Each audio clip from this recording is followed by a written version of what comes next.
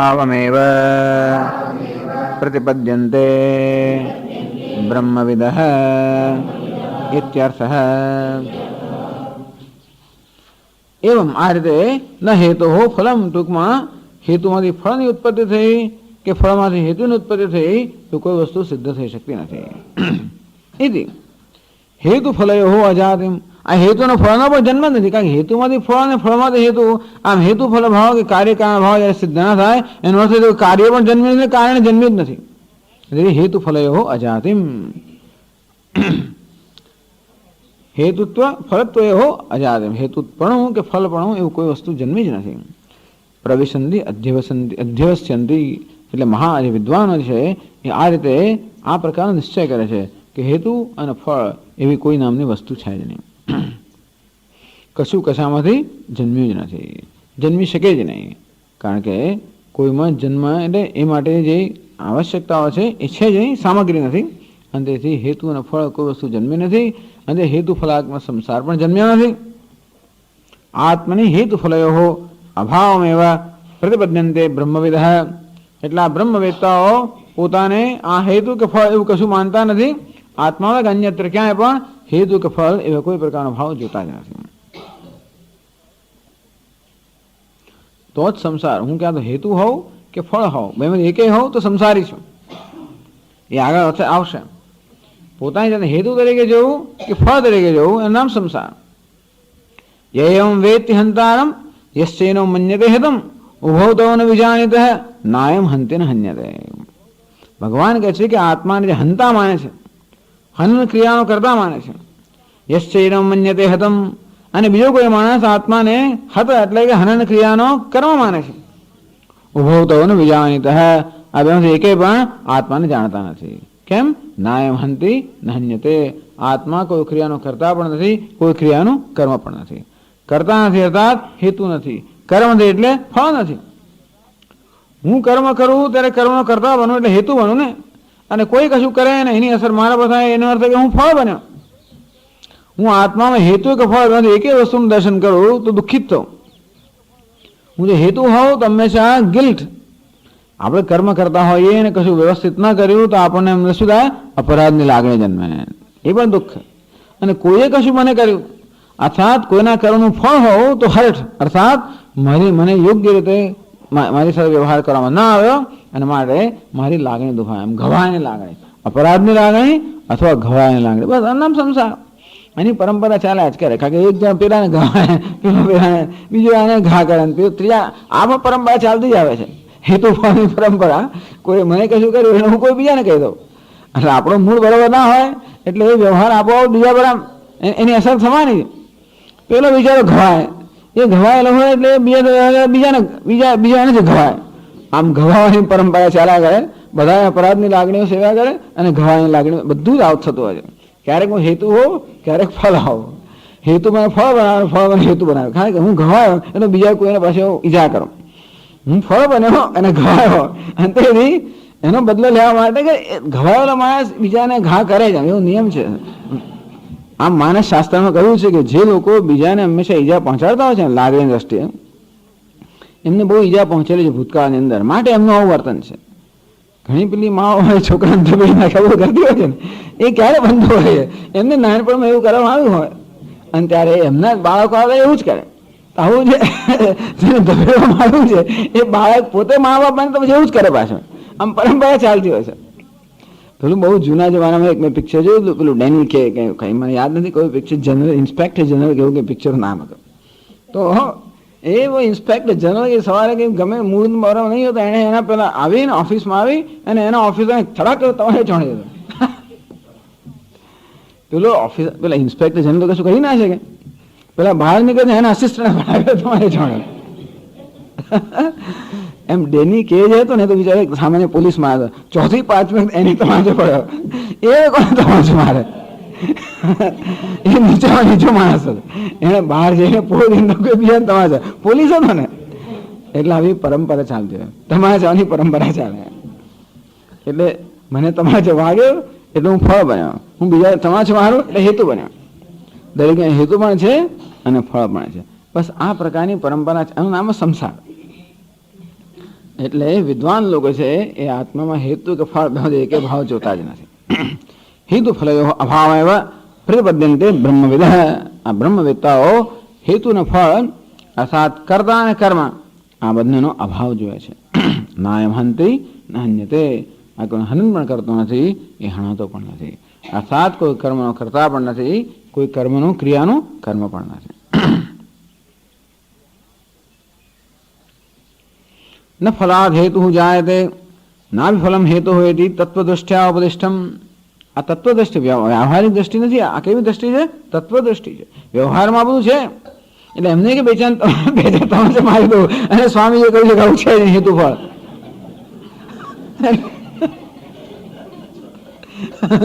હા ભાઈ, આ તત્વદ્રષ્ટિ ઘણા લોકો છે ને આમ ગૂંચવાઈ જતા હોય છે તત્વદ્રષ્ટિમાં અને વ્યવહારિક દ્રષ્ટિની અંદર. ઘણી વાર આમાં બદલાય કરતો હોય છે ચર્ચાઓ. આ કઈ દ્રષ્ટિ છે? તત્વદૃષ્ટિથી આ કઈ નથી, વ્યવહારિક દ્રષ્ટિથી. પછી પેલા બે ચાર તમારે છે મારે, પછી એવી પરંપરા ચાલુ આપણે કરવાની જરૂર નથી. પણ ન ફલાદ હેતુ જાયતે ના બી ફલમ હેતો ઇતિ તત્વદ્રષ્ટ્યા ઉપદિષ્ટમ. આ ઉપદેશ પારમાર્થિક દ્રષ્ટિથી આપવામાં આવ્યો કે હેતુમાંથી ફળ કે ફળમાંથી હેતુનો જન્મ નથી. ઇદાનીમ હવે આ તો પારમાર્થિક દ્રષ્ટિથી કહેવામાં આવ્યું, પણ મુમુક્ષુ જેની વ્યવહારિક દ્રષ્ટિ ધરાવે એમને શું? ઇદાનીમ મુમુક્ષુણામ તદ અભિનિવેશ વ્યાવૃત્યર્થમ. મુમુક્ષ એટલે બધા સાધકો કહ્યું ને, એમને જાતિનો ઉપદેશ કરવામાં આવે. એ મુમુક્ષુ હજી જે લોકો આ વ્યવહારની અસરમાંથી મુક્ત થયા નથી, અને તેથી જેમનો વ્યવહાર ખૂબ સાચો છે. કારણ કે જે બધું દુઃખ છે વ્યવહારમાં જ છે. તે જ વ્યવહારને સત્યતા આપનારા, એને કારણે હેતુ ફલાત્મક પોતાને હેતુ માનનારા, પોતાને ફળ માનનારા, જગતને હેતુ ફલાત્મક માનનારા આ મુમુક્ષુઓને એમાં નિવૃત્ત કરવા માટે અભિનિવેશ ખૂબ જ આસક્તિ છે. હેતુ ફલાત્મક આ કાર્યકારણમાં ખૂબ આસક્તિ છે, બધાને હોય છે. આખી જિંદગી આપણે આ કાર્યકારણની પદ્ધતિથી જ બધી વસ્તુઓ કરતા આવ્યા છે. આ કેમ થયું, પેલું કેમ, આ પ્રશ્ન પૂછાય કે કેમ કેમ કેમ, એટલે આપણે કારણ શોધતા હોઈએ છીએ. એ કારણ કે એ પ્રકારના આપણા સંસ્કાર છે. ટૂંકમાં દરેકના મનમાં આ કાર્યકારણ ભાવના કે હેતુ ફળના સંસ્કાર એટલા બધા દ્રઢ થઈ ગયા છે કે એમાંથી મુક્ત કરવાની આવશ્યકતા છે, નહીં તો પારમાર્થિક દ્રષ્ટિ પ્રાપ્ત ના થાય. એટલે કહે છે કે તદ અભિનિવેશ વ્યાવૃત્યર્થમ. આ મુમુક્ષુઓને આ પ્રકારની આસક્તિમાંથી મુક્ત કરવા માટે તદ અભિનિવેશ ભાવ અભાવયો તદ ઉદ્ભવ અનુભવ દર્શયતી. હવે આ શ્લોકમાં બતાવે છે કે આ પ્રકાર અભિનિવેશ એટલે તીવ્ર આસક્તિ. અભિનિવેશ અર્થાત તીવ્ર આસક્તિ. એટલે હેતુ ફલાત્મક કે કાર્યકારણ ભાવમાં જે તીવ્ર આસક્તિ છે. તમે જોજો આપણે વાતો કરતા હોઈએ તો પણ હંમેશા આ કાર્યકારણની જ વાતો થતી હોય. જે કે મને થયું એની વાતો વાત કરતો હોઉં કોઈને કે મને શું થાય છે કે શું હોય, આપણા મનની લાગણીની વાત કરતા હોય, જે કે બધી વાત કરતા હોઈએ આપણે, હંમેશાનું કારણ હોવાનું છે. પેલા એમાં આમ કર્યું, પેલા ફલાણું કર્યું, નહીતર આમ થયું, પેલા આમ. અને તેથી અત્યારે વર્તમાનમાં બની રહેલા બધાના કારણ હંમેશા ભૂતકાળમાં હોવાના છે. અને પછી અથવા એવું પણ કહે કે મેં શું કર્યું, મેં ફલાણું કર્યું, પેલું કર્યું, આમ. એટલે હું કારણ, ટૂંકમાં હંમેશા કારણ અને કાર્ય એ ભાવમાં જ આપણો બધો વ્યવહાર ચાલતો હોય છે. એમાં જ આપણે ગળા સુધી ડૂબેલા છીએ. અને તેથી આ સંસાર આપણે માટે કેવો છે? સત્ય છે. એટલે બતાવે છે કે જ્યાં સુધી આ કાર્યકારણનો કે હેતુફળનો અભિનિવેશ કે તીવ્ર આસક્તિ છે ત્યાં સુધી નવા હેતુફળ ઉભા થયા કરે છે. અને હેતુફળની આસક્તિનો ત્યાગ કરવામાં આવે ત્યારે હેતુફળ ઉભા થતા બંધ થઈ જાય છે. અર્થાત આ પ્રકારની આસક્તિ સંસારને હંમેશા ચાલુ રાખે છે. અને આ આસક્તિનો મુક્ત થવાથી મનુષ્ય સંસારથી મુક્ત થઈ જાય છે. એનું પરિણામ બતાવીને આ હેતુફળની આસક્તિમાંથી અમને મુક્ત કરવા માંગે છે. યાવદતી એટલે કહે છે શ્લોકમાં 55 શ્લોકમાં યાવદ્ધેતુ ફલાવેશઃ તાવદ્ધેતુ ફલોદ્ભવઃ ક્ષીણે હેતુ ફલાવેશે નાસ્તિ હેતુ ફલોદ્ભવઃ. યાવત જ્યાં સુધી હેતુ ફલ આવેશ, આવેશ એટલે તીવ્ર આસક્તિ. જ્યાં સુધી હેતુનો આવેશ એટલે શું? કોઈ વસ્તુ મારામાં પ્રવેશ કરવાનો આવેશ. આવેશ કોને કહેવાય? જ્યારે કોઈક વસ્તુ બરોબર મારો કબજો લઈ લીધો હોય ત્યારે એને આવેશ કહેવાય. અર્થાત જે આપણે વર્તન કરતા હોઈએ એમાં આપણે સ્વતંત્ર ન હોઈએ, પરંતુ કશાકની અસર નીચે આપણે વર્તન કરતા હોઈએ. રીતિમાં બેઠા પછી ઘણી વાર વર્તન જે થતું આમ લાગે કઈ વસ્તુ કઈ બીજી વસ્તુ કામ કરી રહ્યું એવું લાગે આપણને. એટલે અમુક આમ વાતાવરણ એવી અસર થતી હોય છે. એટલે માણસ જાણે કઈ એને કંઈક કશું પ્રવેશ ના કર્યો હોય વર્તન બદલાઈ જાય માણસનો. આવેશ એટલે કે ભૂત કે પિશાચ એવું કંઈ આપણો પ્રવેશ કરીને આપણે વસ્તુ બોલાવડાવે ને કે આપણે કરાવડાવે, એ રીતે આ હેતુ ફળનો ભાવનો આવેશ થઈ ગયો છે. ટૂંકમાં જે મારી પાસે વર્તન કરાવડે છે, કોણ કરાવડે છે? આ હેતુ ફળનો આવેશ. યાવત હેતુ ફળાવેશ, આ હેતુ ફળના આવેશમાં જ્યાં સુધી માણસ છે એના પ્રભાવ એનાથી સંચાલિત છે. અર્થાત આ હેતુ ફળ, તો આ હેતુ ફળના વિચારથી કે ખ્યાલથી જ્યાં સુધી મનુષ્ય સંચાલિત છે તાવત હેતુ ફલોદ્ભવ, ત્યાં સુધી હેતુ અને ફળનો ઉદ્ભવ થયા જ કરે છે. અર્થાત ટૂંકમાં આ હેતુ ફલાત્મક સંસારને કોણ ઉત્પન્ન કરે છે? આ આવેશ ઉત્પન્ન કરે. વાસ્તવમાં હેતુ ફલાત્મક નામની વસ્તુ નથી, વાસ્તવમાં સાપ નામની કોઈ વસ્તુ નથી. તો કઈ વસ્તુ ભય વગર ઉત્પન્ન કરે છે? આ સાપ સત્ય છે એ પ્રકારનો આવેશ કે એ પ્રકારનો ભ્રમ. અંતે હેતુ ફલાત્મક સંસાર સત્ય છે એ પ્રકારનો જે અભિનિવેશ છે એ તીવ્ર આસક્તિ છે, એ જ હેતુ ફળને જન્મ આપ્યા કરતો હોય છે. કારણ કે હંમેશા એ જ વર્તવાનો, હેતુ ફળના પ્રભાવમાં વર્તવાનો, એમ કરીને નવા હેતુ ફળની આખી શું કહેવાય સાંકળને ઉત્પન્ન કરવાનો. ક્ષીણે હેતુ ફલાવે છે, આ હેતુ ફળનો આવેશ જ્યારે ક્ષીણ થઈ જાય, નાસ્તિ હેતુ ફલોદ્ભવ, તો ફરી હેતુ અને ફળનો ઉદ્ભવ થતો નથી. વિદ્વાન કેવા છે? આ હેતુ ફળના આવેશમાંથી મુક્ત થઈ ગયા અને તો નવા હેતુ ફળને ઉત્પન્ન કરતા નથી, સંસાર મુક્ત થઈ જાય છે, કહેવાનો ભાવ તે છે. શંકરાજી સમજાવે ભાષ્યમાં, યે પુનઃ હેતુ ફલયોઃ અભિનિવિષ્ટાઃ તેષાં કિમ સ્યાત્ ઇત્યુચ્યતે. યે પુનઃ, પરંતુ જેઓ હેતુ ફલયોઃ અભિનિવિષ્ટાઃ, આ હેતુ અને ફળની અંદર જે લોકો અત્યંત આસક્ત છે, એનાથી અત્યંત પ્રભાવિત છે, એનાથી સંચાલિત છે, તેષાં કિમ સ્યાત્, કિમ અનિષ્ટમ સ્યાત્, એ લોકોને શું સહન કરવું પડે છે? આમ આ પ્રકારે હેતુ અને ફળનો આવેશ હોવાને કારણે, એમાં તીવ્ર આસક્તિ હોવાને કારણે મનુષ્ય કયા પ્રકારનું અનિષ્ટ સહન કરવું પડે છે એ હવે કહે છે. ઇતિ ઉચ્યતે. આગળ છે ભાષ્યમાં, ધર્માધર્માખ્યસ્ય હેતોઃ અહંકર્તા મમ ધર્માધર્મૌ તત્ફલમ કાલાંતરે ક્વચિત પ્રાણિનિકાયે જાતઃ ભોક્ષ્યે ઇતિ યાવત હેતુફલયોઃ આવેશઃ હેતુફલાગ્રહઃ આત્મનિ અધ્યારોપણમ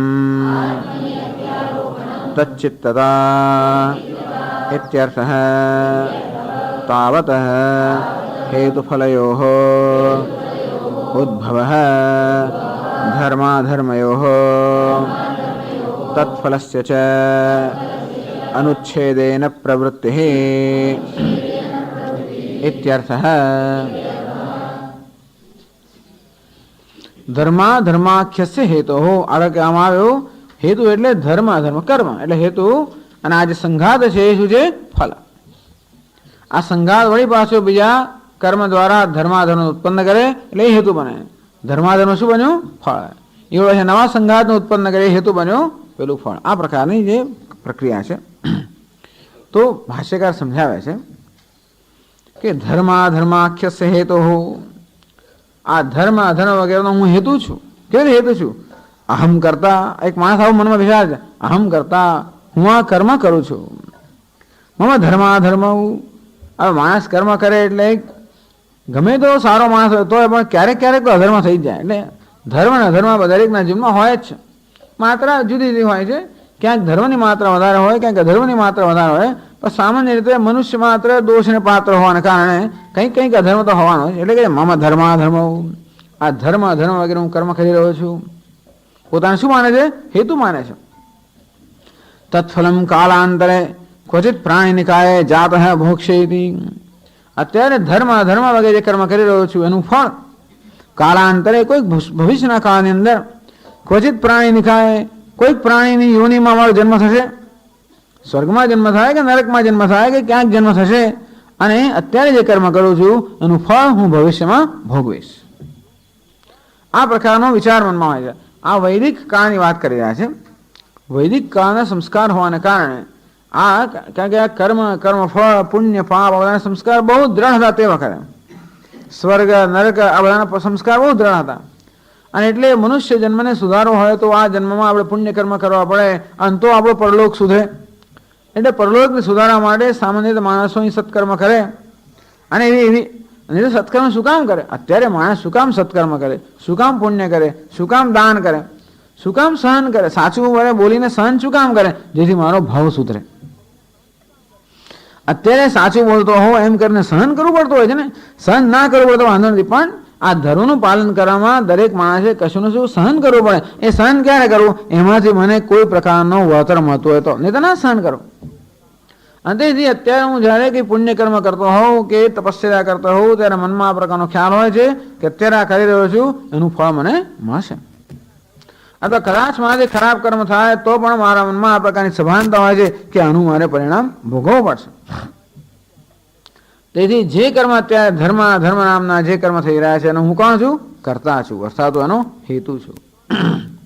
એનું ફળ મને મળશે ત્યારે હું એનું ફળ બની જઈશ. અત્યારે જે ભોગવવું છે પ્રારબ્ધ, અત્યારે જે પ્રારબ્ધનો ભોગ બનવું છે શું છે? પૂર્વે કરેલા કર્મનું ફળ. અત્યારે એનું ફળ બન્યું. અત્યારે હું ફળની અવસ્થામાં છું, કારણ કે જે પૂર્વ કર્મ કર્યા એનું ફળ મારે ઈચ્છા હોય કે ન હોય તો પણ ભોગવવું પડે. અને તેથી હું પૂર્વ કર્મના સંદર્ભમાં ફળ છું અને અત્યારે જે કર્મ કર્યો છે એના સંદર્ભમાં હેતુ છું. ઇતિ યાવત હેતુ ફલયો આવેશ હૈ. આ રીતે જ્યાં સુધી મનુષ્ય પોતાને કર્મનો કરતા માને છે અને કર્મફળનો ભોગતા માને છે, અર્થાત જ્યાં સુધી આ કર્તૃત્વ અને ભોક્તૃત્વ બુદ્ધિ જ્યાં સુધી એનો દ્રઢ આગ્રહ રાખે છે. હેતુ ફલયો આવેશ હૈ, હેતુ ફલાગ્રહ. અહીં હેતુ ફળ એવી જાતે ભાષા શબ્દો વાપરે છે. આપણે કરતા ભોગતા એમાં કહી શકીએ. આમ જે કર્તૃત્વ ભોક્તૃત્વને સત્ય માનવામાં આવે છે, આત્માને કરતા માનવામાં આવે, આત્માને ભોગતા માનવામાં આવે, એ પ્રકારનો દ્રઢ આગ્રહ રાખવામાં આવે. આત્માને અધ્યારોપણ, આત્મા પર આ રીતે કર્તૃત્વ અને ભોક્તૃત્વ હેતુત્વ અને ફલત્વનો અધ્યારોપ કરવામાં આવે. હેતુ ફલ આગ્રહ આ પ્રકારનો આગ્રહ રાખવામાં આવે. તચ્ચિત્તતા સદ આપણું ચિત્ત એનાથી સંચાલિત હોય. મારું બધું જ વર્તન તચ્ચિત્તતા એટલે મારું બધું વર્તન હંમેશા મારા વિચારો કે ખ્યાલોથી સંચાલિત હોય છે. અને મારા ખ્યાલો એટલે અત્યારે મારા મનમાં જે વિચારો જન્મે છે મારી માન્યતાઓથી સંચાલિત હોય છે. અને તેથી આ હેતુ ફલાત્મક સંસાર અને હું પણ એ સંસારની એક કડી હોવાને કારણે હું પણ હેતુ ફલાત્મક છું આ પ્રકારનો મારો ખ્યાલ હોય તો આપોઆપ જ મારા બધા વિચારો ખ્યાલથી સંચાલિત હોય અને તેથી મારા કર્મ એટલે સંચાલિત હોય. અને આ રીતે આ હેતુ તચ્ચિત્તતા. જેમ કે હું કોણ છું? તો કે એન્જિનિયર છું કે ડોક્ટર છું. જે કંઈ કર્મ કરું એ બધા જે કર્મની પાછળ આ વસ્તુ આ ખ્યાલ હોવાનો છે. હું સ્વામી છું, બ્રહ્મચારી છું, ગ્રહસ્થ છું, પિતા છું, પુત્ર છું, જે પ્રકારનો ખ્યાલ હોય એ ખ્યાલ મારા બધા કર્મને સંચાલન કરે. તચ્ચિત્તતા એટલે આ મનુષ્ય હંમેશા આ હેતુ ફળના ખ્યાલની અંદર કેવો છે? તરબો છે. અને તેથી જે કંઈ કરે છે વ્યવહાર બધો આ હેતુ ફળના ખ્યાલથી સંચાલિત ચાલે છે. તચ્ચિત્તતા ઇત્યર્થ હૈ. તો શું થાય? તાવત જે છે આગળ તાવત હેતુફલયોઃ ઉદ્ભવઃ ધર્માધર્મયોઃ તત્ફલસ્ય ચ અનુચ્છેદેન પ્રવૃત્તિઃ ઇત્યર્થઃ. તાવત ત્યાં સુધી હેતુફલયોઃ ઉદ્ભવઃ. ટૂંકમાં જ્યાં સુધી આ પ્રકારના ખ્યાલમાં મારું ચિત્ત દ્રઢ થયેલું છે ત્યાં સુધી નવા નવા ધર્મ આમ કર્તૃત્વ ભોક્તૃત્વ પુણ્ય પાપ આમ હેતુ ફળનો જન્મ થયા જ કરવાનો. ધર્માધર્મયો તત્ફલસ્ય છે અનુચ્છેદેન પ્રવૃત્તિ નૈરંતર્યેણ પ્રવૃત્તિ. આ ધર્મના માળખામાં જ હંમેશા હું રહેવાનો અને એ રીતે નવા ધર્માધર્મને જન્મ આપ્યા કરવાનો, એનાથી વળી પાછો પ્રભાવિત થવાનો, એના પ્રભાવ વળી નવા ધર્માધર્મને જન્મ આપ્યા કરવાનો. આમ નિરંતર આ હેતુના ફળની પ્રવૃત્તિ ચાલ્યા જ કરવાની. કારણ કે હું જે કરું છું એ બધું હંમેશા મારા ખ્યાલથી સંચાલિત છે. એના માટે હેતુ ફળનો ખ્યાલ નથી સંચાલિત છે, એનું આ પ્રકારનું જીવન હોવાનું છે. અર્થાત એ મનુષ્ય ક્યારેય સંસારથી મુક્ત ના થઈ શકે. એ હવે પછી કહેશે. તો પછી આમાંથી મુક્ત થયા ત્યારે શું કહે છે આગળ? યદા પુનઃ મંત્રૌષધિ વીર્યેણ ઇવ ગ્રહાવેશ યથોક્તાત અદ્વૈત દર્શનેન અવિદ્યોદ્ભૂત હેતુફલાવેશ અપનીતો ભવતિ તદા તસ્મિન ક્ષણે નાસ્તિ હેતુફલોદ્ભવઃ. યદા પુનઃ પરંતુ જ્યારે મંત્ર ઔષધિ વીર્યેણ, પેલું ભૂત અંદર આવ્યું હોય તો એને કાઢવું કેવી રીતે? આવેશ આવ્યો હોય ક્યાં એને તો સારંગપુર ક્યાંક લઈ જવા પડે. કશાકના વીર્યથી બહાર નીકળે ભૂત ભાગી જાય. ત્યાં જેવું હનુમાનજી પાસે ગયું કે ભાગ્યું જ છે ને ભૂત, ત્યાં નથી રહેતું સામે, ભૂત રહેતું જ નથી. આમ કંઈ કરવાની જરૂર જ ના પડે. ત્યાં ગયા ને ભૂત ભાગી ગયો. કેમ? એમનો પ્રભાવ છે. આમ વધારે પ્રભાવિત વસ્તુ હોય કે મંત્ર હોય કે પછી ઔષધિ હોય, મંત્રથી ઔષધિથી એ કયા પ્રકારનો આવેશ એના પર રાખે છે. આવેશ પણ જાત જાતનો થતો હોય છે. ઔષધિ પણ દૂર થાય આવેશ. એટલે બધું કેમિકલ ઇમ્બેલેન્સ એ પ્રકારના આવેશ હોય છે, એ ઔષધિ દૂર થતા હોય છે. એટલે જેવો પ્રકારનો આવેશ એ પ્રકારનો એ પ્રકારનો એનો ઈલાજ કરવો પડે. પણ એ મંત્ર ઔષધિ વગેરેનું જે બળ હોય છે, એ બળને કારણે જ્યારે આ મનુષ્ય પેલા કોઈ આવેશમાંથી મુક્ત થાય ત્યારે એ મુક્ત થઈ ગયો. અત્યાર સુધી જે કરતો હતો એ વિચિત્ર વર્તન કરતો. કેમ? પેલું આવેશ હતો એની પાસે કરાવતો હતો. માણસનું વર્તન વિચિત્ર ક્યારે હોય? કશું ગડબડ થઈ ગઈ હોય, કંઈક પ્રવેશ કર્યો હોય ત્યારે એનું વર્તન એનાથી સંચાલિત હોય અને હંમેશા સંચાલિત જ રહેવાનું. પણ જ્યારે આવેશમાંથી મુક્ત થાય કોઈ વસ્તુના પ્રભાવને કારણે ત્યારે કેવો બની ગયો? મુક્ત બની ગયો. અને તે રીતે અહીં પણ શેનું વીર્ય, શેના બળથી? તો કે યથોક્ત અદ્વૈત દર્શનેન, અદ્વૈત દર્શન એનું જે બળ છે એને કારણે અવિદ્યોદ્ભૂત હેતુ ફલાવેશ અપનીતો ભવતી, અજ્ઞાનથી જન્મેલો આ હેતુ ફળનો આવેશ, આસક્તિ, એ જ સાચું છે. એ પ્રકારનો ખ્યાલ, બસ ધર્મ અને અધર્મ આ જ સાચું છે. આ ખ્યાલ જો હવે તો ધર્મ છોડવાની વાત કરે છે. ત્યજ ધર્મમ અધર્મમ છે. ઉભે સત્યાનૃતે ત્યજ, ઉભે સત્યાનૃતે ત્યક્ત્વા યેન ત્યજસી તત્યજ. આ બધું જ્યારે ત્યાગવાનું કહે છે એ સમજથી ત્યાગવાનું કહે છે. આ ત્યાગ હંમેશા વિવેકથી ત્યાગ છે. અત્યારે ધર્મ એમને ના છોડી દેવો જોઈએ. પહેલા ધર્મથી અધર્મનો ત્યાગ કરવો જોઈએ અને પછી વિવેકથી ધર્મનો એટલે કે કર્તૃત્વનો પણ ત્યાગ થવો જોઈએ. આ કર્તૃત્વ ભોક્તૃત્વ રૂપી જે ભ્રમ છે એનો ત્યાગ ક્યારે થાય? જ્યારે જ્ઞાનથી અજ્ઞાન દૂર થાય ત્યારે. તદા તસ્મિન ક્ષણે તસ્મિન ક્ષણે આ હેતુનો ફળનો આવેશ જે છે એ જ્યારે ક્ષીણ થઈ જાય, નષ્ટ થઈ જાય, નાસ્તિ હેતુ ફલોદ્ભવ, અને ત્યારે પછી હેતુ ફળનો ઉદ્ભવ ફરી થતો નથી.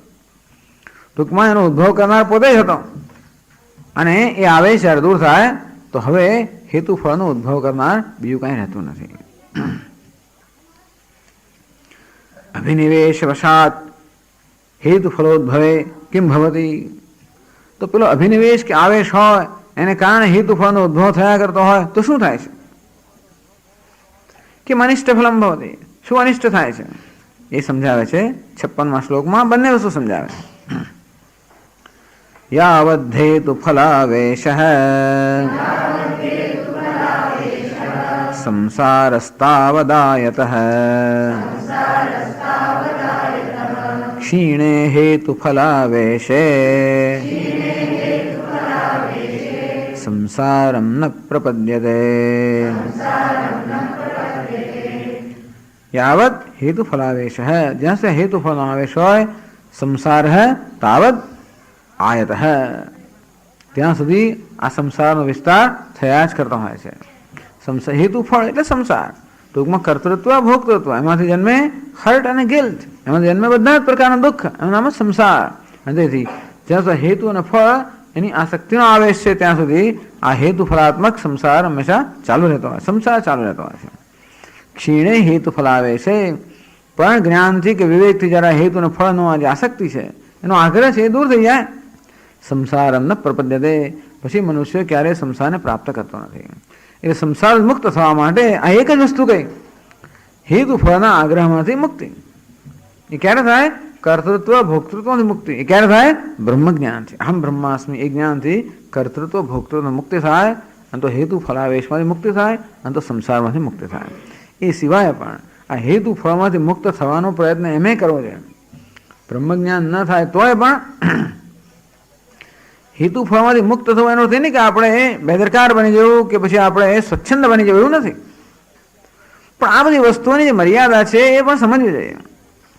બધી આ વસ્તુને વધારે બધું મહત્વ આપવું, ધર્મ વગેરે વગેરે નહીં, પણ ધીમે ધીમે જવું જોઈએ. એક એનું અભિમાન છે કે હું ધર્માત્મા ધર્મનિષ્ઠ છું, બીજા બધા અધર્મી છે. આમ એ પણ આ ધર્મ અધર્મ આપણે એક અભિમાન ઉત્પન્ન કરતો હોય છે આપણને, એ પણ એને એક બધાનો ક્લેશ કરાવતો હોય છે. એટલે ધર્મ છોડી દેવો એમ નથી કહેતા, છતાંય પણ આ પ્રકારનો અભિમાન જે છે ધીમે આ બધાની જે મર્યાદા છે એ પણ ધીમે ધીમે સમજવી જોઈએ, અને એમના પ્રત્યેના દ્રઢ આગ્રહમાંથી મુક્ત થવું જોઈએ. બીજું કશું નહીં તો બીજા પ્રત્યેના આગ્રહમાંથી મુક્ત થવું જોઈએ, કે બીજાએ ધર્મનિષ્ઠ હોવું જોઈએ, એમાંથી મુક્ત થવું જોઈએ. ભલે હું ભલે રહ્યો, હા, બીજાએ આમ કરવું જોઈએ અને બીજાએ તેમ ના કરવું જોઈએ. આ બધા આગ્રહમાંથી મુક્ત આ બધું છોડી દેવું જોઈએ. પછી ધીમે ધીમે આપણામાંથી પણ મુક્ત થવું જોઈએ, પણ એ જ્ઞાનથી, સ્વચ્છંદતાથી નહીં, એ જ્ઞાનથી મુક્ત થવું જોઈએ. ટૂંકમાં મુમુક્ષ હંમેશા આ કાર્યકારણ ભાવ પર, હેતુ ફલાત્મક ભાવ પર હંમેશા વિચાર કરતા જ રહેવું જોઈએ. અને ક્યાં પોતે હેતુ છે, ક્યાં પોતે ફળ બન્યો, આ વસ્તુનું ચિંતન કરીને એની કેટલી સત્યતા છે એની સભાનતા રાખવી જોઈએ, જેથી એનો જે અભિનિવેશ છે એમાંથી ધીમે ધીમે મુક્ત થતો જાય. સમજાવે છે ભાષ્યકાર, યદિ હેતુ ફલોદ્ભવ તદા કો દોષ ઇતિ ઉચ્યતે.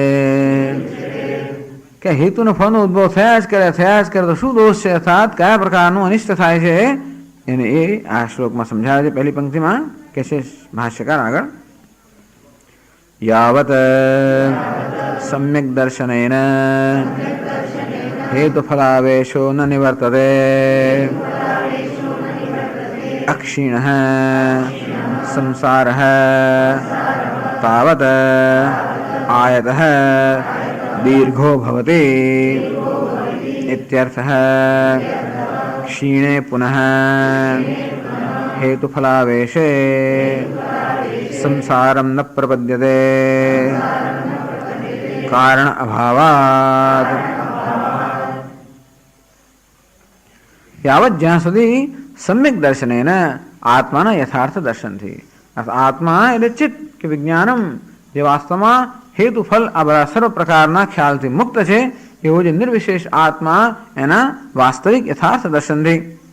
હેતુ ફલાવેશ ન નિવર્તતે, અર્થાત આ હેતુનો ફળ કોઈ વસ્તુ આત્માને ક્યારેય સ્પર્શ કરતી જ નથી, આત્માથી જન્મી જ નથી. આત્મા હેતુ ફળનું કારણ ન હોય, કારણ આત્મા કાર્યકારણ ભાવ હોય જ ન શકે, અને માટે આ કર્મ આત્માએ કર્યું તો હોય જ ન શકે. આત્મા કર્મ કરતા જેવું હોય ન શકે, અને આત્મા કર્મ ભોગતા એ પણ ન હોઈ શકે. આત્મા કરતા કે ભોગતા ન હોય, હેતુ કે ફળ ન હોય. આ રીતે ચિંતન કરવું જોઈએ સતત. કર્તૃત્વ ભોગતૃત્વ બે પણ એક પણ આત્મામાં નથી. પોતાને દુઃખી માનવું હોય એ પણ ક્યારે છે? આત્માને ભોગતા માની લેવામાં આવે ત્યારે છે. પોતાની જાતને ગિલ્ટી માનવો અથવા તો પોતાની જાતને અપરાધી માનવો એ પણ ક્યારે હોય? આત્મામાં કર્તૃત્વ ભાવનો આરોપ કરવામાં આવે ત્યારે. અર્થાત આ બધા પ્રકારનો મનમાં જે શોક છે એ આત્મામાં કર્તૃત્વ અને ભોક્તૃત્વ એ બેમાંથી એક કે બંનેનો આરોપ કરવામાંથી જ જન્મતો હોય છે. આ તો સમજવું જ જોઈએ. ભલે આરોપ જાય કે ના જાય તો પણ એટલું સમજવું જોઈએ કે જે કંઈ દુઃખમય થાય છે એનું કારણ હેતુ અને ફળનો આત્મા પર આરોપ. એ સિવાય ત્રીજું કોઈ કારણ નથી. કર્તૃત્વ અને ભોક્તૃત્વ એ સિવાય દુઃખ માટેનું ત્રીજું કોઈ કારણ નથી. એટલે ભગવાન એના પર પ્રહાર કર્યો. તું કરતા પણ નથી અને ભોગતા પણ નથી. ના એમ હંતી, કરતા પણ નથી, ના હન્યતે, ભોગતા પણ નથી. એટલે સમ્યક દર્શન આ પ્રકારે વિચાર, જ્યારે જ્યારે પણ મનની અંદર દુઃખ જન્મે ત્યારે વિચાર કરવાનું કે શેમાંથી જન્મ્યું? હેતુમાંથી જન્મ્યું કે ફળમાંથી જન્મ્યું? કર્તૃત્વમાંથી જન્મ્યું કે ભોક્તૃત્વમાંથી જન્મ્યું? અને પછી શું નાહમ કરતા, અહમ ભોજનમ નૈવ ભોજ્યમ ન ભોગતા, ભોજન પણ નથી, ભોજ્ય પણ નથી, ભોગતા પણ નથી. હકીકત છે. અંતેથી આ કર્મ જે છે એનું કરનાર હું નથી. અંતેથી એને કારણે જે કે લાગણી જન્મી હોય એ આત્માને સ્પર્શ ના કરી શકે. વ્યવહારની અંદર જવાબદાર રહેવું, વ્યવહારની અંદર વ્યવહાર બરોબર કરવો એ જુદી વાત છે. એ કરવો જોઈએ, એમ નથી કહે કે ના કરવો જોઈએ, પરંતુ એમાંથી શોક જન્મે છે એમાંથી મુક્ત થવાનો આ એક જ ઉપાય છે. અંતે આત્માના યથાર્થ સ્વરૂપનું ચિંતન. ન નિવર્તતે અક્ષીણ અનિવૃત્ત, જ્યાં સુધી આ સંસાર નિવૃત્ત ન થાય, અર્થાત આ હેતુ ફલાવેશ નિવૃત્ત ન થાય, સંસાર તાવત આયત આયત એટલે દીર્ઘો ભવતી, ત્યાં સુધી સંસાર લંબાયા જ કરે, ટૂંકમાં ચાલ્યા જ કરે. ક્ષીણે પુનઃ હેતુ ફલયો આવે છે, જ્યારે હેતુનો ફળનો આવે છે ત્યારે ક્ષીણ થઈ જાય, અર્થાત સમ્યક જ્ઞાનથી નષ્ટ થઈ જાય, વિચારથી આત્માના વિવેકથી નષ્ટ થાય. સંસાર ન પ્રપદ્યતે, કારણ પછી સંસાર પ્રાપ્ત કરતો નથી, કારણ અભાવ, અર્થાત સંસારને પ્રાપ્ત કરવાનું કોઈ કારણ ન રહ્યું હોવાને કારણે એ મનુષ્ય ફરી સંસારને પ્રાપ્ત કરતો નથી.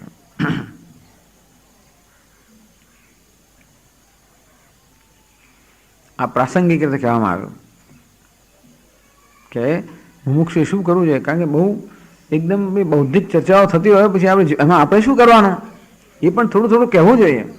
એટલે આ હેતુનું ફળ નથી એ પણ મારે શું, તો કે જો હેતુ ફળની આપણા પર શું અસર થાય છે, કેવો સંસાર એને કારણે ચાલ્યા જ કરતો હોય છે, અને કેવી રીતે એ ચક્રમાંથી મુક્ત થવું એ પણ બતાવ્યું. હવે પાછી ચર્ચા આગળ ચલાવે છે. કૂટસ્થમ અદ્વિતીયમ આત્મતત્વ ઇચ્છતા ત્વયા વેદાંતના કુતો જન્મનાશો વ્યવખ્રિયતે. તમે કોઈ સંસારનો નાશ થાય છે, એ નાશ શું, તમે નાશ શબ્દ કેમ વાપરો પૂછે છે. ત્યાં સુધી સંસારનો ઉદ્ભવ થયા કરે છે જ્યાં સુધી હેતુ ફળનો આવેશ હોય, અને હેતુ ફળનો આવેશ જ્યારે ક્ષીણ થાય ત્યારે સંસારનો નાશ થાય. તમે વેદાંતિન લોકો હવે નાશ ને જન્મની વાત કરતા ક્યાંથી થયા, પેલો પૂછે છે. કૂટસ્થમ અદ્વિતીયમ આત્મતત્વ ઇચ્છતા, તમે તો કહો છો આત્મતત્વ કેવું છે, કૂટસ્થ છે, અદ્વિતીય છે, એમાં હેતુ નથી, ફળ નથી. ન કશ્ચિત જાયતે જીવ, કોઈ જીવનો જન્મ થતો નથી. સંભવોસ્તિ ન વિદ્યતે, આમ ક્યાંય પણ કારણ છે નહીં, કાર્ય છે નહીં, જન્મ નથી, આવું કહેનારા તમે આ સંસારનો નાશ થાય છે એવું કેમ કહો છો? તમે નાશ અને જન્મ એવા શબ્દો જ કેમ વાપરી શકો તમે લોકો? કુતો જન્મનાશો વ્યવખ્રિયતે, વ્યવહાર એટલે શબ્દ પ્રયોગ, અથવા જન્મ અને નાશ આ પ્રકારના શબ્દનો પ્રયોગ તમે કેવી રીતે કરી શકો? એટલે હવે એ સમજાવે છે. શબ્દ પ્રયોગની પણ કઈ મર્યાદા છે એ સમજાવે છે. બહુ જ સૂક્ષ્મ રીતે અને સુંદર રીતે ધીમે ધીમે સૂક્ષ્મ વિચારો ધીમે ધીમે આવતા જાય છે. મુક્ત થવાના માર્ગ છે આ ચિંતન, માત્ર મુક્ત થવાનો માર્ગ છે. જો આપણે એટલી મનની આપણી સ્વસ્થતા હોય અને ચિંતનની અંદર આપણું મન પરોવાયેલું હોય તો બસ આટલું જ પૂરતું છે. જિજ્ઞાસુ માટે, અધિકારી જિજ્ઞાસુ માટે આટલું જ પૂરતું છે. ધીમે ધીમે, એમ નથી કે ખંડન બંડન થઈ રહ્યું છે, ધીમે ધીમે આ વિચારની સૂક્ષ્મતા પણ ચાલી રહી છે. તત્રાહ સંવૃત્યાયતિ, તો કહે છે 57મા શ્લોકમાં, સંવૃત્યા જાયતે સર્વમ શાશ્વતમ નાસ્તિ તેન વૈ સદ્ભાવે નહ્યજમ સર્વમ ઉચ્છેદસ્તેન નાસ્તિ વૈ. સંવૃત્યા જાયતે સર્વ, સંવૃત્તિ એ પણ બૌદ્ધ તંત્રનો, એ બૌદ્ધ દર્શનનો શબ્દ છે. સંવૃત્યા જાયતે સર્વમ, સંવૃત્તિ એટલે આવરણ. આવૃત્તિ, આવરણ શબ્દ નથી બન્યો, આ વૃ ધાતુમાંથી બન્યો, એને આ ઉપસર્ગ લગાવ્યો એટલે આ વૃ ધાતુમાંથી આવરણ શબ્દ બન્યો. એમાંથી આવૃત્તિ શબ્દ પણ બને, આવૃત્તિનો અર્થ પણ આવરણ. એ આમ એટલે સમ ઉપસર્ગ લગાવ્યો સમૃદ્ધિ બને. સમૃદ્ધિ એટલે આવૃત્તિ એટલે આવરણ એટલે કે અવિદ્યા. સંવૃત્યા અવિદ્યા, અવિદ્યાથી જ જાયતે સર્વમ, આ બધું જન્મે છે શું છે? અવિદ્યામાંથી જન્મે છે. શાશ્વતમ નાસ્તિ તેન વૈ, અને જગતમાં કોઈ વસ્તુ શાશ્વત નથી, કારણ કે અવિદ્યામાંથી જન્મી હોવાને કારણે કોઈ વસ્તુ શાશ્વત નથી. સદભાવેન હ્યજમ સર્વમ, પરંતુ વસ્તુના વાસ્તવિક સ્વરૂપ જ્યારે જોવામાં આવે ત્યારે કોઈ વસ્તુ જન્મતી જ નથી. અર્થાત વ્યવહારમાં અવિદ્યામાં એમ કહી શકાય કે આ વસ્તુ અવિદ્યામાંથી જન્મે છે અને નાશ પામે છે, કારણ કે શું શાશ્વત નથી. પણ સદભાવેન સદાત્મ સ્વરૂપેણ, આ વસ્તુના વાસ્તવિક સ્વરૂપથી જ્યારે જોવામાં આવે ત્યારે અજમ સર્વમ, આ બધી વસ્તુઓ કેવી છે? અજન્મા છે, અર્થાત ક્યાંય જન્મ છે નહીં. ઉચ્છેદ સ્થિર નાસ્તિ ભાઈ, જ્યારે જન્મ ના હોય ત્યારે વિનાશ ક્યાંથી હોય? એટલે જન્મ અને વિનાશ કશું અમે કહેતા નથી. આ અવિદ્યાના ક્ષેત્રમાં જ માત્ર જન્મ અને વિનાશ એ પ્રકારના શબ્દોનો પ્રયોગ થાય છે. પારમાર્થિક દ્રષ્ટિએ જન્મ અને વિનાશ એટલે ઘણી આપણે વ્યાવહારિક દ્રષ્ટિ વાત કરતા હોય તો પેલું ઉલટું લે, આમ થતું હોય પાછું કે પ્રશ્નો આવા થતા હોય છે. આપણે વ્યાવહારિક દ્રષ્ટિની વાત કરીએ તમે સ્વામી તમે તો આમ કહ્યું તે રીતે, પણ એ તો પારમાર્થિક દ્રષ્ટિ હતી. પારમાર્થિક દ્રષ્ટિએ બોલ્યા વ્યાવહારિક પ્રશ્ન કરે, એટલે આ કઈ દ્રષ્ટિથી કઈ વસ્તુ કહેવાય રહી છે જ્યારે સ્પષ્ટ ના હોય ત્યારે ઘણો ગૂંચવણો ઉત્પન્ન થતો હોય છે. અંતે રીતે આ શ્લોકો પણ કઈ દ્રષ્ટિથી કહેવાય છે? પેલું જે પ્રાસંગિક પ્રવચન કર્યું યાવદ હેતુ ફળા, એ વ્યાવહારિક દ્રષ્ટિએ કરવામાં આવ્યું કે ભાઈ હેતુ ફળા આવેશો મુક્ત થવાથી ક્યાં મુક્ત થવાનો પ્રશ્ન છે? કોણ મુક્ત થવાનો છે એવું હું પૂછ્યું. શેની મુક્તિ સ્વામીજી? તો કે ના કશી મુક્તિ નથી, કારણ કે બંધન જ નથી એવું કહેવું પડે. પણ હમણાં કહેતા ને મુક્ત થવાનું છે કારણ કે આમ માને છે કે હું બંધ છું. એટલે વ્યાવહારિક દ્રષ્ટિને આપણે ત્યાગ નથી કરતા. ટૂંકમાં આ પારમાર્થિક ચર્ચા એટલા માટે કરવામાં આવે છે કે કેવી રીતે આપણે વ્યવહારને સુધારી શકીએ. ટૂંકમાં વ્યવહારના તિરસ્કાર કરવા માટે નથી કહેવામાં આવતું, પરંતુ વ્યવહાર જે માત્ર ભ્રમથી કે અવિવેકથી ચાલતો હોય છે એમાં જ્યારે વિવેક આપણે ઉમેરીએ ત્યારે વ્યવહાર બાબત સુધરી શકે. અને રીતે વ્યવહાર જે અત્યારે બંધનનું કારણ છે એ આપણી મુક્તિનું કારણ કેમ બની શકે? એટલે આ પારમાર્થિક દ્રષ્ટિની ચર્ચા આપણને વ્યવહાર શીખવવા માટે છે. એક રીતે વ્યવહાર એટલે શબ્દ પ્રયોગ એટલે ચિંતન, ટૂંકમાં કેમ યોગ્ય રીતે ચિંતન કરવું. આ વારંવાર કહ્યું આપણે કે આ બધા જે પ્રકારના ખ્યાલ એવો મનુષ્ય એ પ્રકારનું વર્તન, અને આ ખ્યાલના સ્તર પર જ્યારે પરિવર્તન આવે ત્યારે આપણે જીવનમાં પરિવર્તન આવે. માટે આ ખ્યાલ કે આ સિદ્ધાંતોની ચર્ચા કરવામાં આવે છે. જીવનમાં શું સત્ય છે અને આપણે કયા પ્રકારના સત્યને જીવનમાં માનીએ છીએ, અથવા આપણા જીવનનું સંચાલન કયા પ્રકારના ખ્યાલથી થાય છે એ આપણે વિચારવું જોઈએ કે આ ખ્યાલથી થાય છે કે બીજા ખ્યાલથી થાય છે. ટૂંકમાં બધા શોકનો કે દુઃખનો મૂળ ક્યાં છે? આ બધા ખ્યાલો જ છે. એ શેમાંથી જન્મ્યા? એ જન્મવાનું ઘણું કોઈ કારણ હોતું જ નથી. અને વિવેકપૂર્વક જ્યારે આપણા ખ્યાલોની પરીક્ષા કરવામાં આવે ત્યારે આપણા ખ્યાલોને આપણે સુધારી શકીએ, બદલી શકીએ, અને એ રીતે આપણા જીવન પર એની અસર થાય. એટલે આ પારમાર્થિક ચર્ચા આવશ્યક છે. પણ એ કે વ્યવહારનો તિરસ્કાર નથી કે વ્યવહારને ભૂલી જવાનું એવું પણ નથી. પણ પારમાર્થિક હોય ચર્ચા હોય તો જ વ્યવહારને સમજી શકાય, નહીતર સમજી ના શકાય. સદભાવેન હ્યજમ સર્વમ, ખરેખર સત આત્મ સ્વરૂપથી જોવામાં આવે તો આ બધું કેવું છે? અજન્મા જ છે. ઉચ્છેદ સ્થિર નાસ્તિ ભાઈ, ટૂંકમાં પારમાર્થિક દ્રષ્ટિએ જોવામાં આવે તો બધું કેવું છે? અજન્મા છે. માટે કશાનો વિનાશ પણ નથી. પરંતુ અવિદ્યાને કારણે આ જન્મ અને વિનાશના ખ્યાલ જન્મતા હોય છે. એ દ્રષ્ટિએ અમે શબ્દ પ્રયોગ કરતા હોઈએ છીએ, કોઈ પારમાર્થિક દ્રષ્ટિથી નહીં. અવિદ્યા સર્વસ્ય જાયમાનત્વ સતી, અવિદ્યા વિશે નિત્યમ નામના અસ્તિ, બધું અવિદ્યામાં જન્મ છે. માટે કોઈ અવિદ્યાના ક્ષેત્રમાં કોઈ વસ્તુ શાશ્વત કે નિત્ય નથી. પરમાર્થતસ્તુ સર્વજમ કૂટસ્થમ આસ્થિયતે, અંતેથી પારમાર્થિક દ્રષ્ટિએ બધું કેવું છે? અજન્મા છે, નિર્વિકાર છે. તેને કલ્પના વિના વિનાશો નાસ્તિ, એટલે આ જન્મ પણ શું છે? કલ્પના છે. અંતેથી વિનાશ પણ એ પ્રકારની કલ્પના જ છે. જો ભાષ્યકાર સમજાવે છે પૂર્વાપર વિરોધમાં આશંકતે, વળી પાછું પહેલા તમે શું કહ્યું? આવું જ આમ પ્રશ્ન જેમ આપણે એવી રીતે અહીંયા પ્રશ્ન થાય છે, બટ તે વખતે તમે આમ કહ્યું હતું અને હવે આમ કહો છો. પૂર્વ અને અપર એનો વિરોધ એ શંકા કરે છે. કહે છે આગળ નનુ અજાદાત્મન અન્યત નાસ્તિ એવ તત્કથમ હેતુફલયોઃ સંસારસ્ય ચ ઉત્પત્તિ વિનાશૌ ઉચ્યતે ત્વયા. એ ઉચ્ચેતે પછી ફૂલ સ્ટોપ ના હોવું જોઈએ. ત્વયા ઉચ્ચેતે ત્વયા. નનુ અજાદ આત્મન અન્ય નાસ્ત્યેવ, આપના કહેવા પ્રમાણે તો અજન્મા આત્મા સિવાય કશું છે જ નહીં. તત્કથમ હેતુ ફલયો સંસાર છે ઉત્પત્તિ વિનાશો, ઉચ્ચેતે. આ તો તમે કહો છો કે આ સંસારની ઉત્પત્તિ હેતુ અને ફળમાંથી થાય છે અને વિનાશ થાય હેતુ અને ફળના વિનાશથી. આવું બધું તમે કેમ કહો છો? તમારા સિદ્ધાંતમાં તો આત્મા સિવાય અન્ય કશું છે જ નહીં, તો સંસાર ક્યાં રહ્યો? ઉત્પત્તિ ક્યાં રહી? વિનાશ ક્યાં રહ્યો? અને તેથી તમે વેદાંત લોકો આ હેતુ અને હેતુનો ફળ કે ઉત્પત્તિ અને વિનાશ એવા શબ્દનો પ્રયોગ કેમ કરો છો? એટલે કે છે આનંદગીરીજી 256 પાના પર, ન તાવત આત્મન જન્મ વિનાશો તસ્ય કૂટસ્થત્વાत्.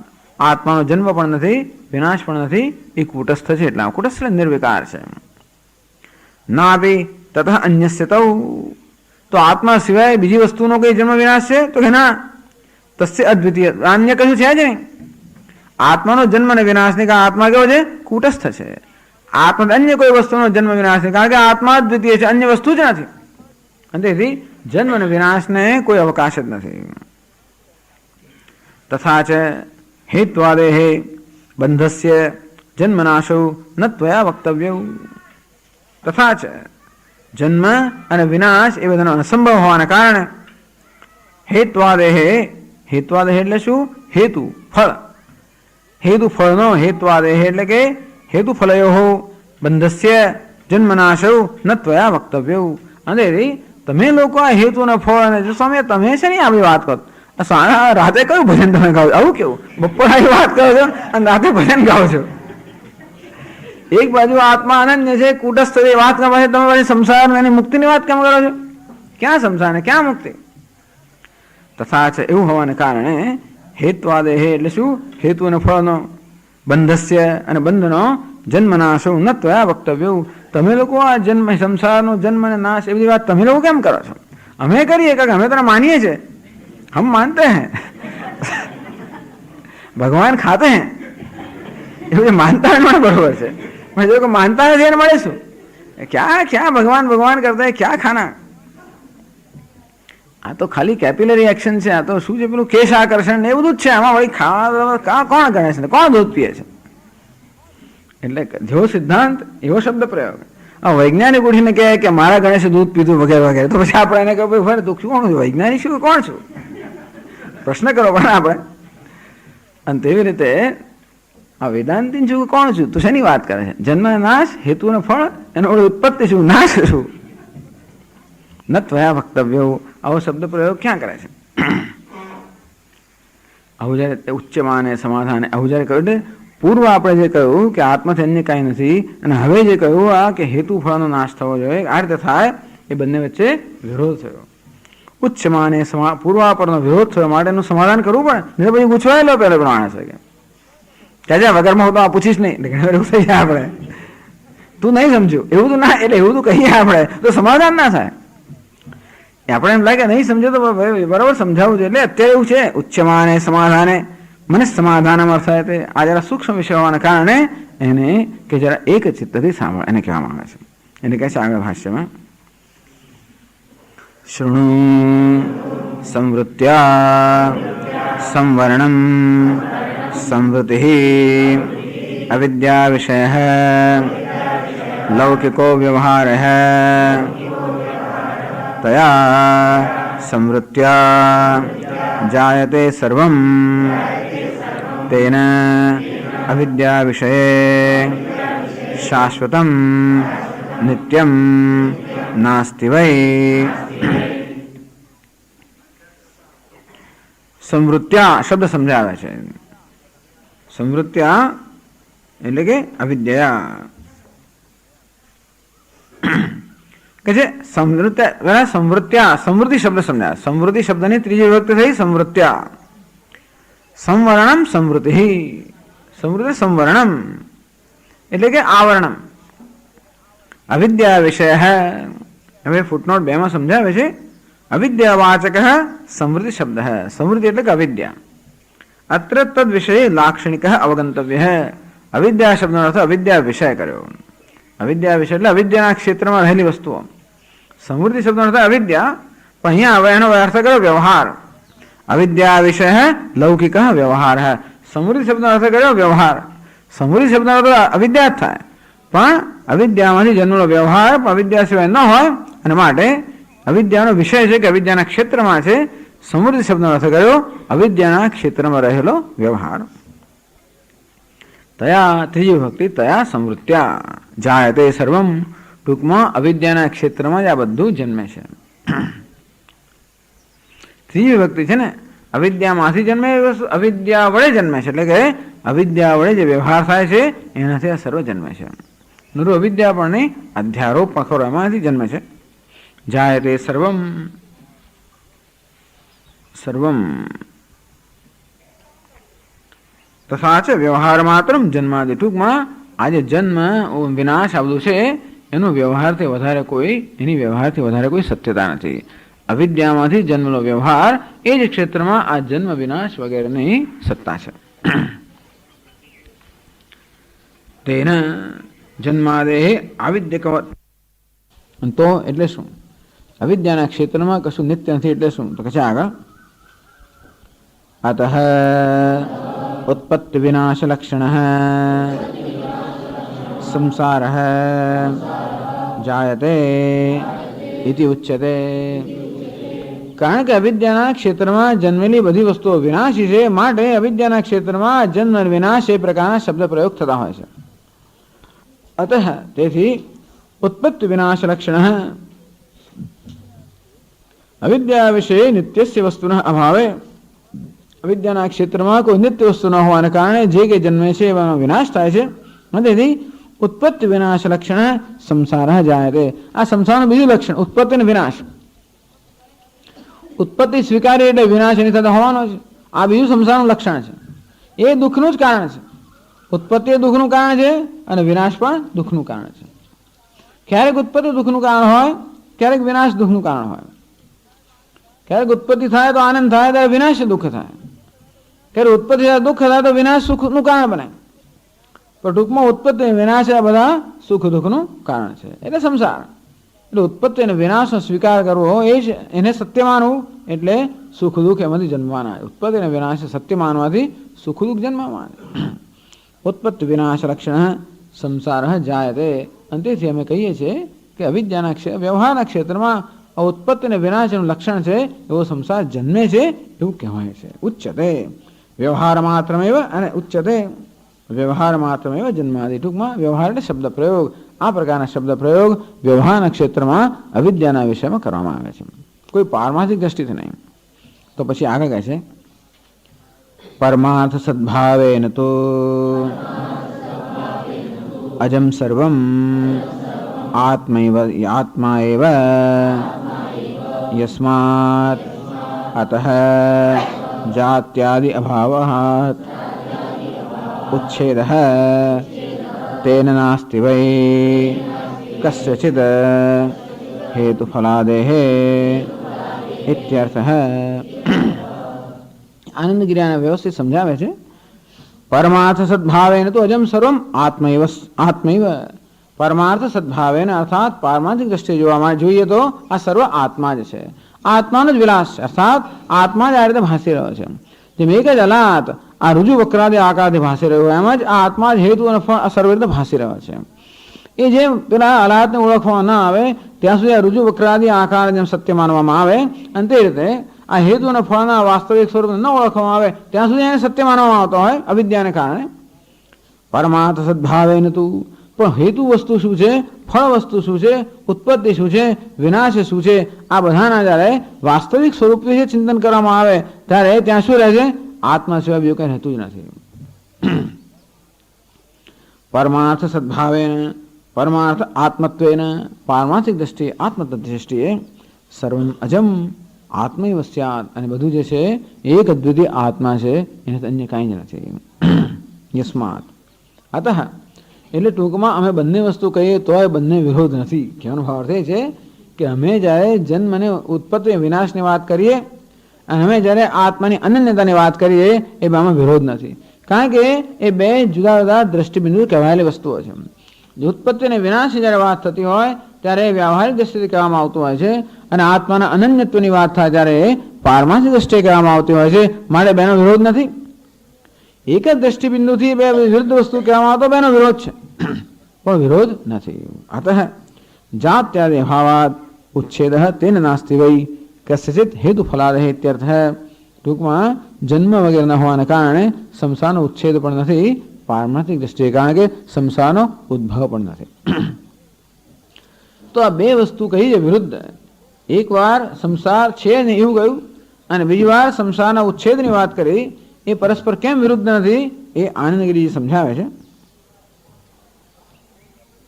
યથા પુરોવર્તિની ભુજંગ અભાવમ અનુભવન વિવેકી નાસ્તિ ભુજંગ રજ્જુ એષા કથમ વૃથા એવ બિભેષિતિ ભ્રાંતમ અભિદધાતિ. પુરોવર્તિની, આમ આપણે આગળ આ એક દોરડું પડેલું છે. પુરોવર્તિની રજ્જુ શકલે, એટલે કે એક રજ્જુ એ દોરડાનો એક ટુકડો પડેલો છે આગળ સામે. ભુજક અભાવમ અનુભવન વિવેકી મનુષ્ય, જે વિવેકી છે જાણે છે કે આ શું છે, દોરડાનો ટુકડો છે. તો પેલો અવિવેકી માણસ શું જોયે છે, ત્યાં સાપ જોઈએ, ભુજંગ જોયે છે, 6 ફૂટનો સાપ જોયો, આટલો જાડો સાપ જોયો, વગેરે સાપ જોયે છે. તો વિવેકી નાસ્તિ ભુજંગ હૈ રજ્જુ એષા, અરે આ સાપ નથી, આ તો દોરડું છે. કથમ વૃથા એવ બિભેષી, સાંભળે વગર તો ભય પામે છે. વિવેકી મનુષ્ય પેલાને કહે છે. ઇતિ ભ્રાંતમ અભિદધાતિ, જે ભ્રાંત મનુષ્ય છે એને વિવેકી આ પ્રમાણે કહે છે. ભ્રાંતસ્તુ, પેલો માણસ સાંભળતો નથી, ભ્રાંતસ્તુ પણ પેલો ભ્રાંત છે. સ્વકીયાત અપરાધાદેવ ભુજંગમ પરિકલ્પ્ય, આ ભ્રાંત મનુષ્ય પોતાના જ અપરાધને કારણે. કયા પ્રકારનો અપરાધ? અધિષ્ઠાન અજ્ઞાન રૂપાદેવ, વાસ્તવિક ત્યાં શું પડ્યું છે, રજ્જુ એનું જ્ઞાન ન હોવાના કારણે ત્યાં સર્પની કલ્પના કરે છે, એનો અપરાધ થયો. સ્વકીયાત અપરાધાદેવ ભુજંગમ પરિકલ્પ્ય, આમ પોતાના જ અપરાધ ત્યાં ભુજંગની કલ્પના કરીને. ભીત હસન પળાયત, એ તો ભાગી જાય છે, એ સાંભળવા રહેતો નથી. તમારે ઉભાર તો ઉભારો ભાઈ, તમારે કરવું જ કરો, એ તો ભાગ્યો. ભીત હસન પળાયતે, એક માણસ આવું કહે છે કે શેનું સુખ વગર બે છે, અને બીજો કહે કે તમારે ઉભાર તો ઉભારો ભાઈ, ભાગ્યો. નચ તત્ર, આ બે ના વચન થયા. એક જણ શું કહે છે, નાસ્તિ તત્ર ભુજંગ હે, ત્યાં કોઈ સર્પ નથી, ત્યાં તો રજ્જુ છે. આવું એક વચન આ જ વસ્તુ માટે કહેવામાં આવ્યો. બે શું કહે છે, પલાયતે ભીતસ્સન પલાયતે ભુજંગમ પરિકલ્પ્ય, ભુજંગ હસ્તે, અહીં સાપ છે. એક શું કહે છે, સાપ નથી. બીજો શું કહે છે, સાપ છે. આ બે વચનમાં વિરોધ છે કે ના? એક વચન કોનું છે, ભ્રાંતનું. સાપ છે વચન કોનું છે, ભ્રાંતનું. અને સાપ નથી વચન કોનું છે, વિવેકીનું. આમ બે જુદા જુદા દ્રષ્ટિબિંદુથી કહેવાયેલી વસ્તુ હોવાને કારણે ત્યાં વિરોધ નથી. એટલે કહે છે તત્ર વિવેકિના વચનમ મૂળ દૃષ્ટ્યા વિરુદ્ધતે, આ વિવેકીનું જે વચન છે એ પેલા મૂળ મનુષ્યની દ્રષ્ટિથી કેવું છે, વિરુદ્ધ લાગે છે. તથા તેવી જ રીતે પરમાર્થ કૂટસ્થાત્મ દર્શનમ વ્યાવહારિક જન્માદિ વચન અવિરુદ્ધમ, અને તે જ રીતે આ પરમાર્થ કૂટસ્થાત્મ દર્શનમ, આ પારમાર્થિક કૂટસ્થ અદ્વિતીય આત્માનું દર્શન જે છે તે વ્યાવહારિક જન્માદિ વચન, અને વ્યવહારમાં ઉત્પત્તિ વિનાશ સંસાર આ બધા વચન આ શબ્દો પ્રયોગ થતા હોય એનાથી વિરુદ્ધ નથી. કારણ કે આ બધા વ્યવહારને ધ્યાનમાં રાખીને કે વ્યવહારને તાત્કાલિક સ્વીકારીને કહેવામાં આવતો હોય છે, અને જ્યારે પેલું પારમાર્થિક દ્રષ્ટિએ કહેવામાં આવતો હોય છે, અને તેથી કોઈ વિરોધ નથી. શ્રૌતેનાપી ઇત્યર્થ તસ્ય અનુવાદાત, ટૂંકમાં શ્રુતિમાં પણ કહે છે, આપણે જ કહીએ છીએ એવું નહીં, ઉપરની શાસ્ત્રમાં કહે છે જન્માદ્યસ્ય અતઃ. આમ શાસ્ત્રમાં ઉત્પત્તિની વાત કરે, સંસારની વાત કરે, ઉર્ધ્વમૂલમ અધશાખમ અશ્વત્થમ પ્રાહુ અવ્યયમ, આ શું છે, સંસાર વૃક્ષની વાત કરે. તતઃ પદમ અસંગ શસ્ત્રેણ દ્વયેન છિત્વા, અશ્વત્થમેનમ સુવિરૂઢમૂલમ અસંગ શસ્ત્રેણ દ્વયેન છિત્વા. અત્યંત રૂઢ થઈ ગયેલું સંસાર વૃક્ષ છે એને અસંગ શસ્ત્રથી ધડતાથી છેદી નાખીને, આવું કોણ શાસ્ત્ર કહે છે. સંસાર અને ઉચ્છેદની વાત શાસ્ત્ર કરે છે. એટલે એવું નથી કે ખાલી વિદ્વાનો જ કરે, શાસ્ત્ર પણ કરે છે. પણ એ શું છે, તસ્ય અનુવાદિત્વાદ, એ માત્ર અનુવાદ કરે છે. એટલે જે આ મૂળ મનુષ્ય છે, જે આ સંસારને સત્ય માને છે, એના દ્રષ્ટિબિંદુને સ્વીકારીને આ પ્રકારે સંસારનું વિસ્તારપૂર્વક વર્ણન કરવામાં આવે છે. નહીં કે સંસાર સત્ય છે માટે. એ ભગવાન બીજે કે નચમત્સ્થાની ભૂતાન, એમ જયારે કહી દે કશું મારામાં છે જ નહીં, તો એ વચન કહ્યું ને આ વચન કહ્યું. મહારાજ એક વાત તમે કહો છો કે કશું છે જ નહીં, અને બીજી બાજુ કહો છો કે આ સંસારનો વૃક્ષ એનો ઉચ્છેદ કરવો જોઈએ, અને નિર્માણ મોહા જીતસંગ દોષા આ પ્રકારના બધા આ પ્રકારનો અધિકારીત્વ ખેડવું જોઈએ. આ બધું શું કશું છે જ નહીં, કંઈ હૈ નહીં તીનો કાળમાં, ત્રણેય કાળમાં કશું હોય જ નહીં. ત્યાં પછી આ અધિકારીત્વ શું? તો કે અધિકારીત્વ કોને મળે છે? જે આ વ્યવહારને સત્ય માને છે એના માટે છે, અને પેલું કોને માટે છે? વિવેકી માટે. મારા આ વિરુદ્ધ વચન નથી, એક વિવેકીની દ્રષ્ટિ છે, બીજી અવિવેકીની દ્રષ્ટિ છે, અને માટે પૂર્વાપરમાં કોઈ વિરોધ નથી. એમ આ શ્લોકથી એનો પરિહાર કરવામાં આવ્યો. આ શ્લોકથી પરિહાર થયેલો આપણને જણાય જ નહીં. ભાષ્યકાર પણ બહુ સંક્ષેપમાં બધું કહે છે. સારું છે કે આનંદગીરીજી આપણને વિસ્તારિત સમજાવે છે, તો ભાષ્ય સમજ ના પડે, કંઈ દેખાતું જ નથી, અને શ્લોક તો એથી પણ સરળ જણાય છે. આ રીતે પૂર્વ પર આ બધાનો જે વિરોધ છે એનો પરિહાર કરવામાં આવ્યો. ઓમ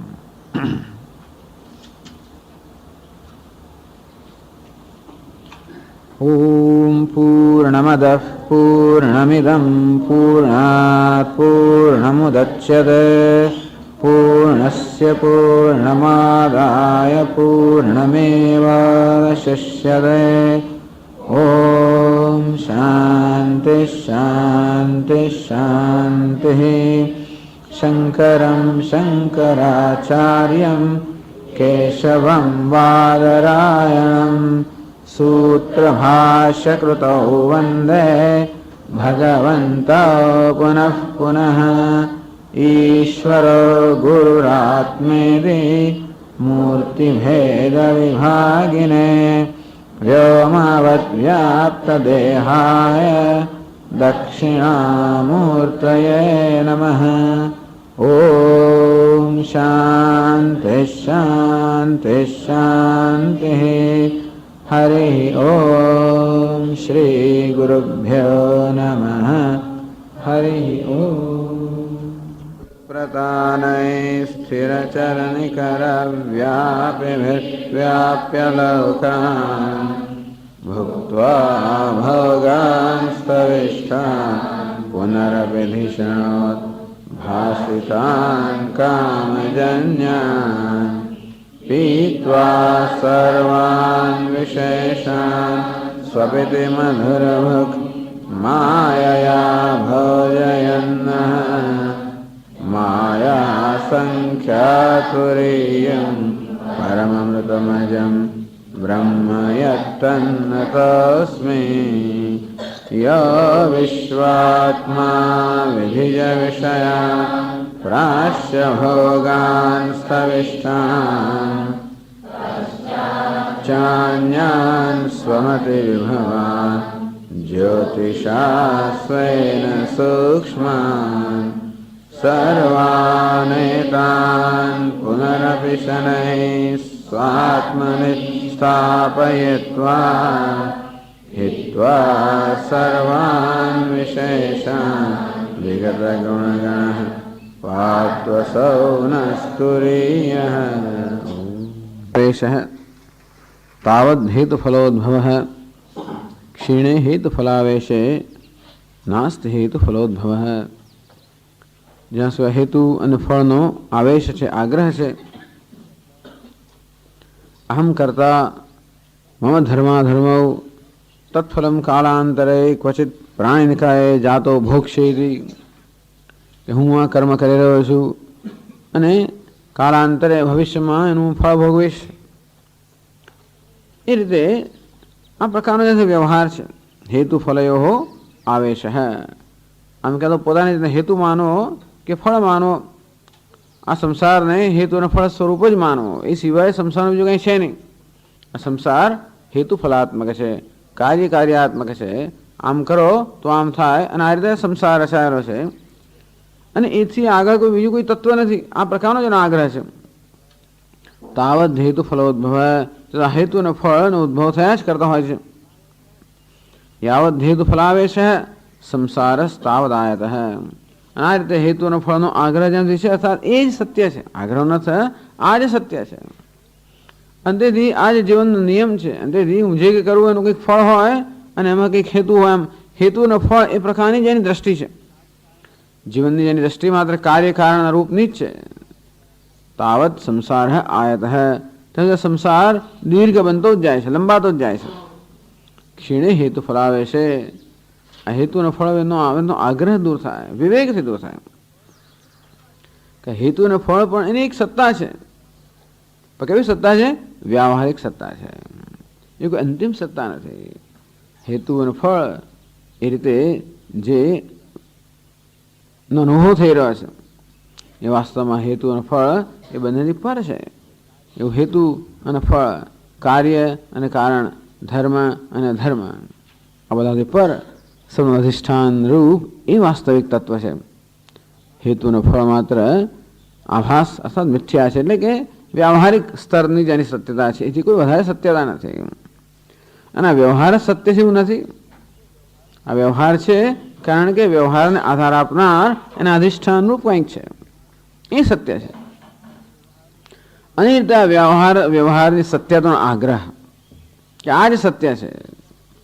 અને આ વ્યવહાર જે નિયમો પર ચાલે છે એ નિયમો જ અંતિમ નિયમો છે જીવનના. આ પ્રકારની સમજનો ધીમે ધીમે ત્યાગ, એવા વિવેકથી કે આ બધો વ્યવહાર છે જે કે વ્યવસ્થા છે, એને કારણે છે કે આ સર્વને સત્તા પ્રદાન કરનાર, સર્વ અધિષ્ઠાન રૂપ એવું તત્વ છે જે આ વ્યવહારથી અસ્પૃષ્ટ છે. ક્ષીણે હેતુ ફલાવે છે એટલે મહત્વ છે ને આપવું તો કે આ સર્વના આધારરૂપ અધિષ્ઠાનરૂપ જે તત્વ છે એ સત્ય છે. અને મારું જીવન એનાથી સંચાલિત થાય છે, માત્ર હેતુ ફળથી નહીં. આમ હેતુનો ફળનો આવેશ કે આગ્રહ એને અપાદે સત્યતા જેમ જેમ ક્ષીણ થાય, સંસારમ ન પ્રપદ્યતે એટલે હું છે આ મનુષ્ય સંસારને પ્રાપ્ત કરતો નથી. ક્ષીણે હેતુ ફલાવે છે નાસ્તિ હેતુ ફલોદ્ભવ. આમ હેતુનો ફળનો આવેશ અથવા આગ્રહનો જેમ જેમ ત્યાગ કરવામાં આવે એમ પછી એનો ઉદ્ભવ થતો જ નથી. ટૂંકમાં એનો અર્થ એવો થયો કે આ સંસારનો ઉદ્ભવ ત્યાં સુધી થાય છે જ્યાં હું પોતાનો ઉદ્ભવ કરું. અને હું એનો ઉદ્ભવ કેવી રીતે કરું છું? એ વસ્તુને સત્યતા આપવાનો આગ્રહ જ્યાંથી રાખું છું ત્યાં હું પોતે જ એનું સર્જન કરી રહ્યો છું. આમ હેતુ અને ફળનું સર્જન કોણ કરે છે? હું છે. કેવી રીતે? મારા પોતાના સંકલ્પથી. કયા પ્રકારના સંકલ્પથી? કે એ જ સત્ય છે, એ જ સમગ્ર જીવનનું સંચાલન કરે છે. એથી અન્ય કંઈ, એથી વધારે કંઈ છે જ નહીં. આ પ્રકારનો સંકલ્પ જ સદ હેતુ ફળનું સર્જન કર્યા કરે છે અને આ રીતે સંસાર લંબાયા જ કરે છે. આ વ્યાવહારિક સ્તરની વાત થઈ. કારણ કે પરમાર્થમાં શું છે? જો હેતુ ફળ ન હોય તો આ બધું છે શું? આ હેતુ અને ફળ બધાનું સ્વરૂપ કેવું છે? સંવૃત્યા જાયતે સર્વમ. હેતુ અને ફળનો ખ્યાલ, કાર્ય અને કારણનો ખ્યાલ, આ બધો સંવૃત્તિ અર્થાત અવિદ્યાને કારણે જ જન્મેલો છે. એ અધિષ્ઠાન છે, અધિષ્ઠાનનું જ્ઞાન ન હોવાને કારણે જ આ ખ્યાલ જન્મ્યો છે કે આ જ સત્ય છે. શાશ્વતમ નાસ્તિ તેન વૈ. તેથી આ હેતુ કે ફળ કોઈ વસ્તુ શાશ્વત નથી. એ બધી કેવી છે? વ્યાવહારિક છે, રિલેટિવ છે, અર્થાત તો કે સાપેક્ષ છે, નિરપેક્ષ નથી. સદભાવે નૈખ્યજમ સર્વમ. આ હેતુનું ફળ એ સર્વનું પણ સદભાવથી તાત્વિક દ્રષ્ટિએ જ્યારે એની સમજ પ્રાપ્ત કરું ત્યારે કોઈ એ અજમ અર્થાત કોઈ વસ્તુનો જન્મ પણ નથી, ઉચ્છેદ પણ નથી. આ જન્મ હોય અને ઉચ્છેદ હોય તો જ હેતુનું ફળ હોય. આમ હેતુનું ફળ, કાર્ય અને કારણ એ કાંઈ વાસ્તવિક નથી, કારણ કે વાસ્તવમાં કશાનો જન્મ પણ નથી અને વાસ્તવમાં કશાનો ઉચ્છેદ પણ નથી. આમ જન્મ અને ઉચ્છેદના રૂપમાં, હેતુ અને ફળના રૂપમાં એ જ અજમ અચરમ અવસ્તુત્વમ એ જ આભાસી રહ્યું છે. તો પછી જે સતત જન્મનો વિનાશનો અનુભવ થયેલો છે એનું શું? ધર્માએ જાયંતે. હા નહીં, બરાબર. હવે એ જ આગળ ચાલે છે 256 પાના પર. સંવૃત્યા જાયતે સર્વમ ઇતિ ઉક્તમ. આ કહેવામાં આવ્યું, સમજાવવામાં આવ્યું કે સંવૃત્તિ અર્થાત અજ્ઞાનને કારણે જ આ સર્વનો જન્મ છે. સર્વ જન્મ અજ્ઞાનમાંથી છે. જન્મ માત્ર અજ્ઞાનમાંથી છે. જન્મ માત્ર અજ્ઞાન છે એટલે અજ્ઞાન જ આ જન્મ, હેતુ, ફળ વિશે ભાસી રહ્યું છે.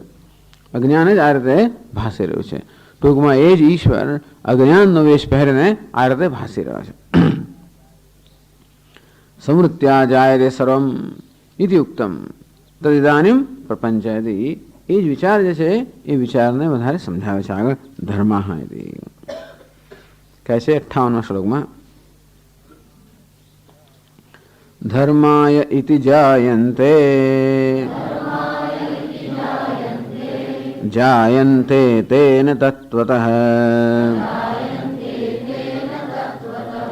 જન્મ માયોપમં તેષાં સા ચ માયા ન વિદ્યતે.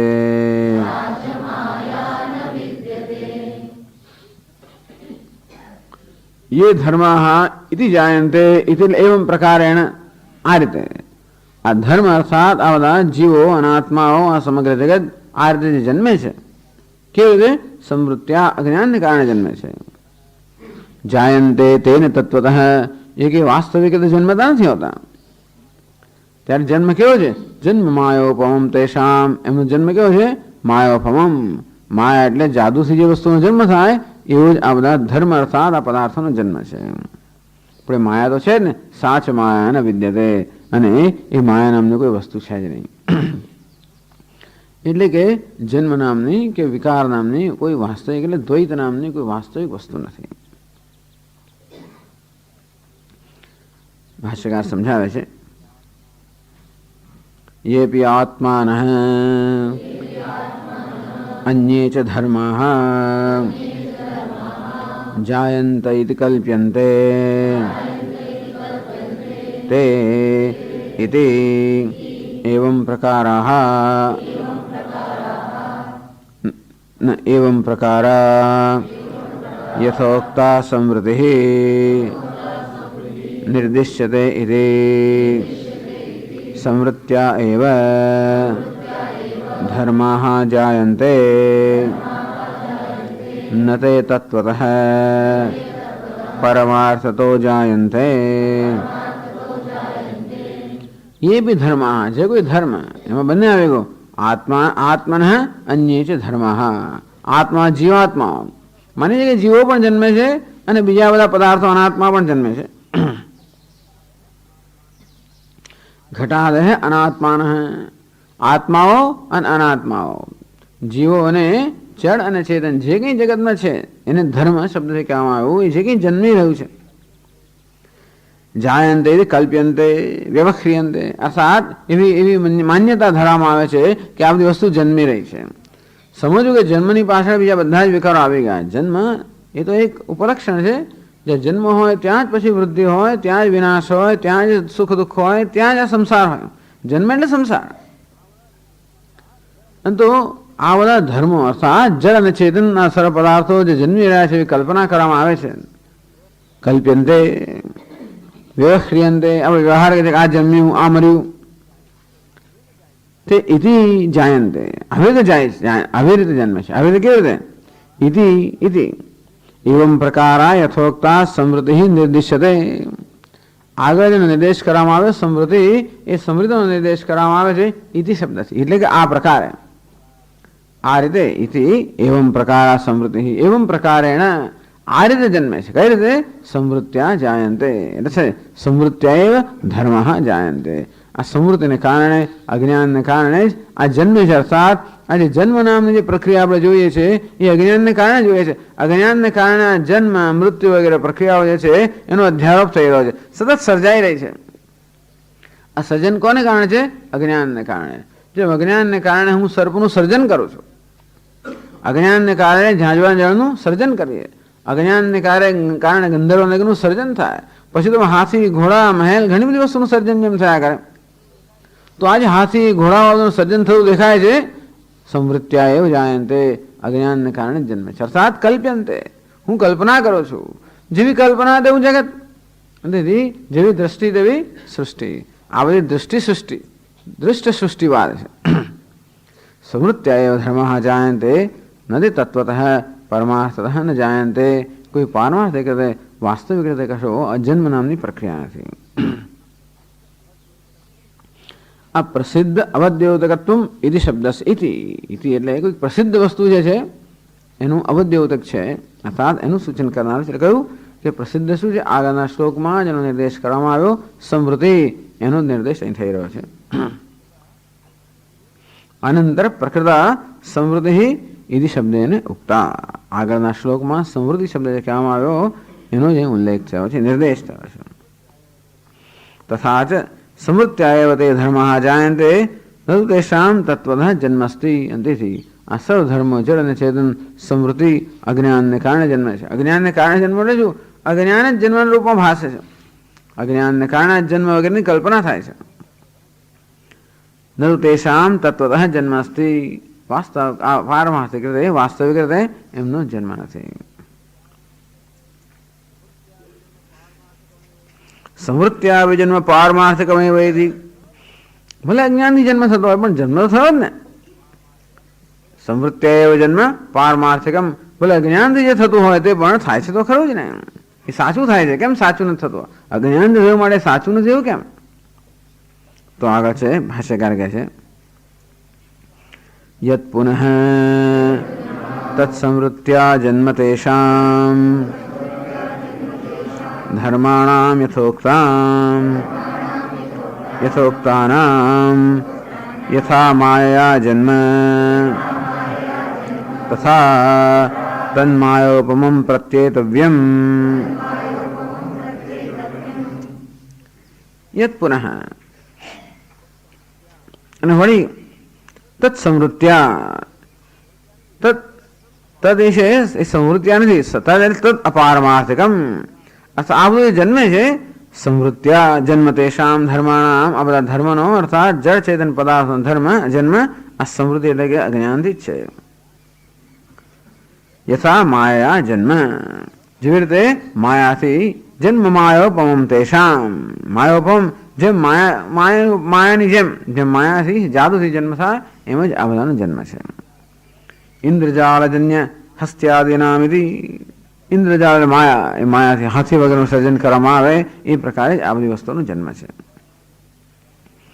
તથા તન માયોપમમ પ્રત્યેતવ્યમ નિશ્ચેતવ્યમ. અર્થાત આ સર્વ જન્મ માયાથી જ છે.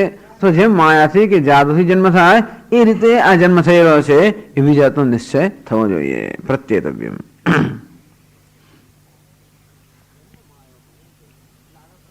જન્મ માયોપમમ તેષામ. એટલે આગળ પ્રશ્ન કરે છે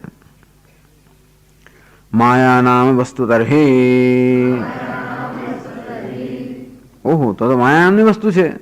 આ બધો જન્મ માયાથી હોય તો પછી માયા તો ખરી જ ને. એનો અર્થ માયા નામનું તત્વ ખરું જ ને. એ કહે છે 5મી ફૂટનોટમાં માયા નામ વસ્તુ માયા અમાયિકત્વાદિ ભાવ. માયા પોતે તો માયિક નથી જ ને. માયા પોતે તો માયામાંથી જન્મેલી નથી ને. એટલે માયા નામની વસ્તુ થઈ. ભલે આ બધી વસ્તુ માયામાંથી જન્મી પણ માયા નામની તો સત્ય વસ્તુ થઈ જ ને. માયા કોને કહેવાય? જે પોતે અમાયિક હોય, જે માયિક ના હોય એમના માયા. જે પોતે માયામાંથી ન જન્મી એમનામાં જ માયા. એટલે માયા તો માયામાંથી જન્મી નથી. એટલે માયા કેવી છે? સત્ય છે. જે માયામાંથી જન્મી હોય એ સત્ય હોય. જે માયામાંથી જન્મી નથી માયા કેવી છે? સત્ય છે. માયિકત્વમ હિ અસદરૂપત્વે પ્રયોજકમ તદભાવાત સા. જે માયામાંથી જન્મી હોય એને આપણે અસત કહીએ, એને આપણે મિથ્યા કહીએ. માયા પોતે માયામાંથી જન્મી ન હોવાને કારણે સત્ય છે. એટલે કે છે માયા નામ વસ્તુ તરહી જન્મન માયિકત્વે. ભલા જન્મ વગેરે પ્રક્રિયાઓ માયિક હોય પણ માયા પોતે કેવી થઈ ગઈ? સત્ય છે. એ તમે સ્વીકારશો ને. વેદાંતિ લોકોએ પણ માયા તો સ્વીકારવી જ પડશે ને. બ્રહ્મથી કઈ સમજાવી ન શકાય જગત અને માટે માયા. ચાલો તો પછી માયા નામની વસ્તુઓ થઈ જ ને.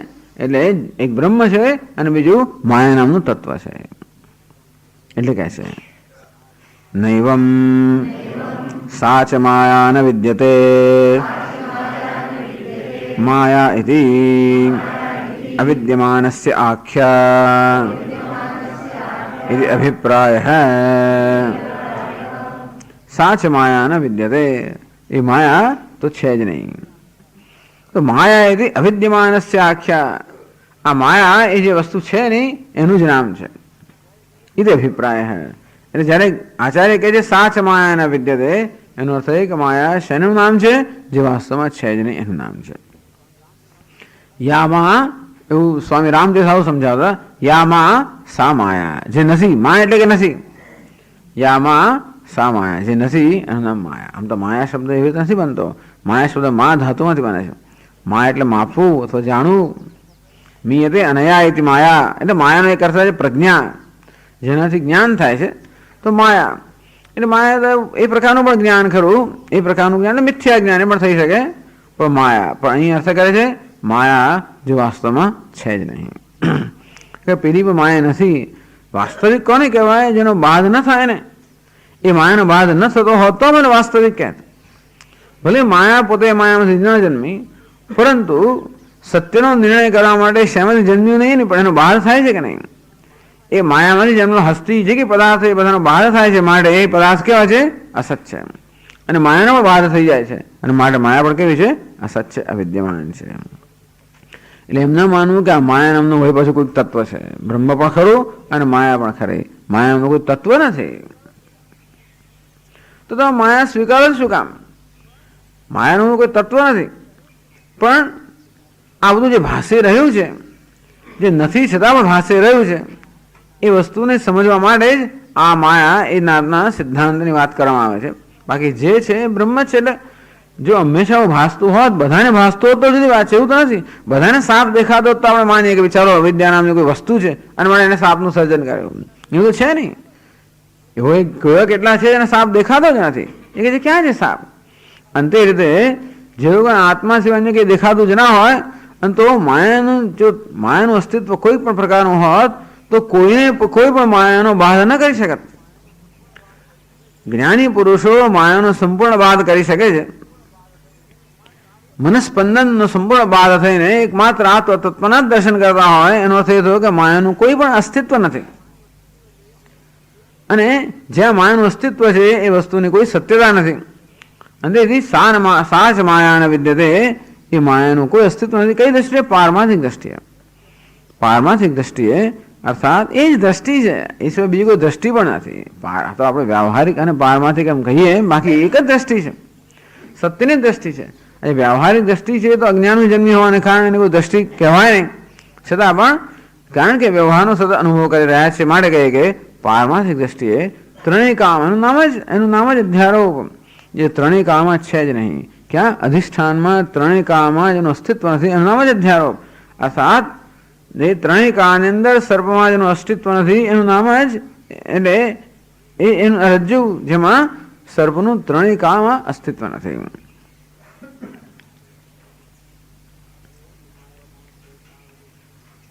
જન્મ માયોપમં તેષામ વિધિ ઉક્તમ તદેવ દૃષ્ટાંતવષ્ટંભેન સાધયતિ. આ બધાનો જન્મ માયાની સમાન છે. એ દ્રષ્ટાંત આપીને દ્રષ્ટાંત એનું એ છે, એટલે દ્રષ્ટાંત આપીને એવી વસ્તુ અવષ્ટંભ સાધયતિ, એ સિદ્ધ કરે છે કે કેમ આ બધી વસ્તુનો જન્મ માયા સમાન છે. આપણે આ વસ્તુને સાચી કેમ માનીએ? સાચું થઈ રહ્યું છે. આપણે એક વસ્તુ કરી એનું પરિણામ આવ્યું, સ્વામીજી માયા હોતો કે ના થવો ને, આપણે એવી વ્યવસ્થા હોવાને કારણે આપણને આ વસ્તુ માયા છે એ સ્વીકારવી બહુ મુશ્કેલ છે. વ્યવસ્થા એટલી એવી સજ્જડ વ્યવસ્થા છે ને કે આમ અગ્નિમાં હાથ આમ મૂક્યો ને દજાયા જ, એમાં શંકા જ નથી.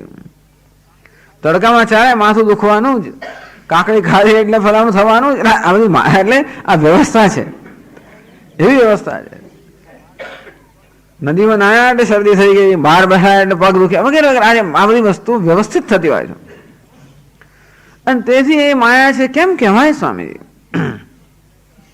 પણ વ્યવસ્થા એ સત્યનો નિર્ણય કરવા માટેનો નિયમ નથી. એટલે કે માયાનું જે સર્જન હોય ઘણી બધી વ્યવસ્થા હોય, એટલે આ વ્યવસ્થાને કારણે આપણે સત્ય માનીએ છીએ, અને તેથી આપણે એનાથી મોહિત થઈ જઈએ છીએ. એ જ તો ખરેખર માયા છે ને, જે ન હોવા છતાં પણ અત્યંત વ્યવસ્થિત હોય અને સત્ય હોય એવો આભાસ ઉત્પન્ન કરે છે. અને તેથી બધા લોકો મોહિત થઈ જાય, એમાં કોઈનો વાંક પણ નથી. એ મોહ નિદ્રામાંથી જગાડવાનો પ્રયત્ન છે. અનાદિ માયા સુપ્ત, અનાદિ કાળથી માયામાં સુષુપ્ત છે, એના એવા પ્રભાવમાં છે, એના જ આવેશમાં છે. અને એટલા જ માટે બહુ પીધેલું હોય તો બહુ તમાચા મારતા એમને ઉઠે નહીં ઘણી વાર, એનો અસર જ ના થાય. ઇલેક્ટ્રિક શોક આપવા પડે ઘણી વાર એને બહાર કાઢવા માટે. અને તે રીતે આ માયાનો એટલો પ્રભાવ છે કે એની અસરમાંથી મુક્ત થવું, કે આ મિથ્યા છે એ સમજવું, એ અંદર ઉતરવું બહુ જ મુશ્કેલ છે. એ પણ માયાને જ કારણે છે.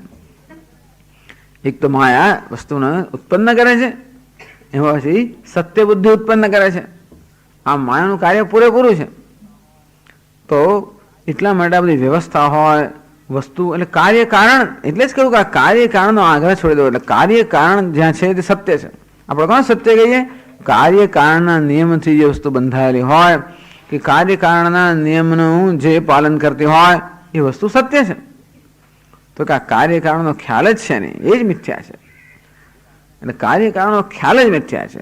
એને કારણે કાર્ય કારણના ક્ષેત્રમાં જે હોય એ પણ શું છે? મિથ્યા છે. એ કેટલી બધી તકલીફ લઈને સમજાવ્યું કે કાર્ય કારણનો ખ્યાલ સિદ્ધ કરી શકાય જ નહીં. કયું પહેલું જન્મ્યું અને કયું પછી જન્મ્યું, કાર્ય પહેલું કે કારણ પહેલું વગેરે આ કશું નક્કી થઈ શકે એમ છે જ નહીં.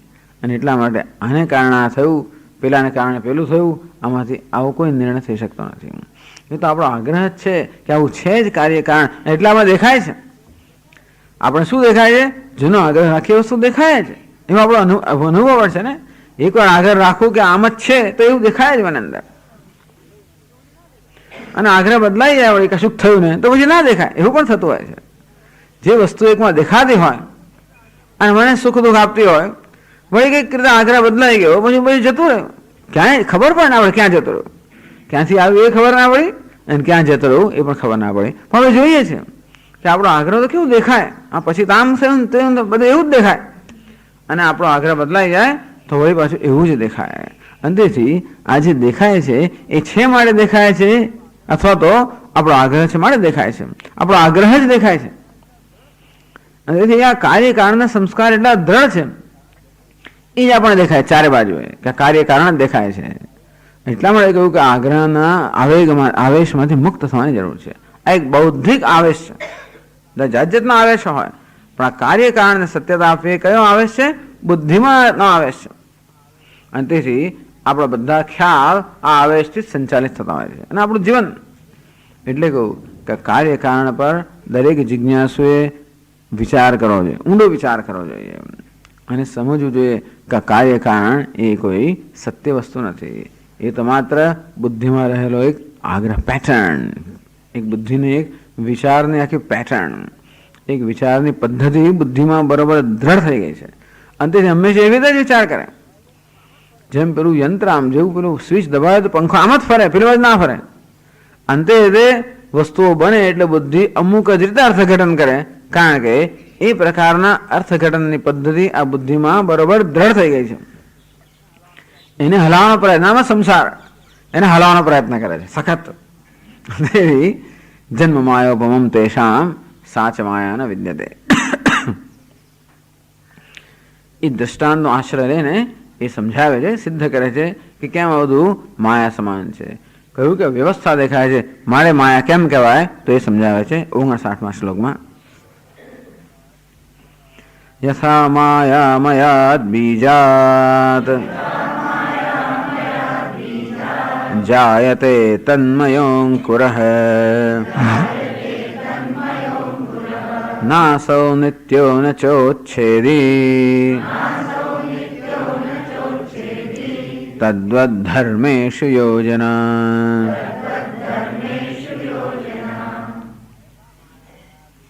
માયાનું દૃષ્ટાંત પણ માયથા માયા મયા બીજા જાયતે તન્મય અંકુર. હવે હમણાં બધા જાદુના ખેલ જોયા છે, આપણને આટલો જાદુનો અનુભવ નથી, પણ જે રીતે જાદુમાંથી સર્જાયેલા બીજમાંથી જાદુ અંકુર, એટલે એ જમાનાની અંદર કદાચ બધા જાદુગરો કરતા હશે. આપણા દેખતા જ પેલું આમ બીજ રોપે, એમાંથી અંકુર જન્મે, એમાંથી વૃક્ષ જન્મે, ફળ બધું જ એવું વૃક્ષ જન્મે. આવી જાતનો જાદુનો ખેલ થતો હશે, થઈ રહ્યો હશે.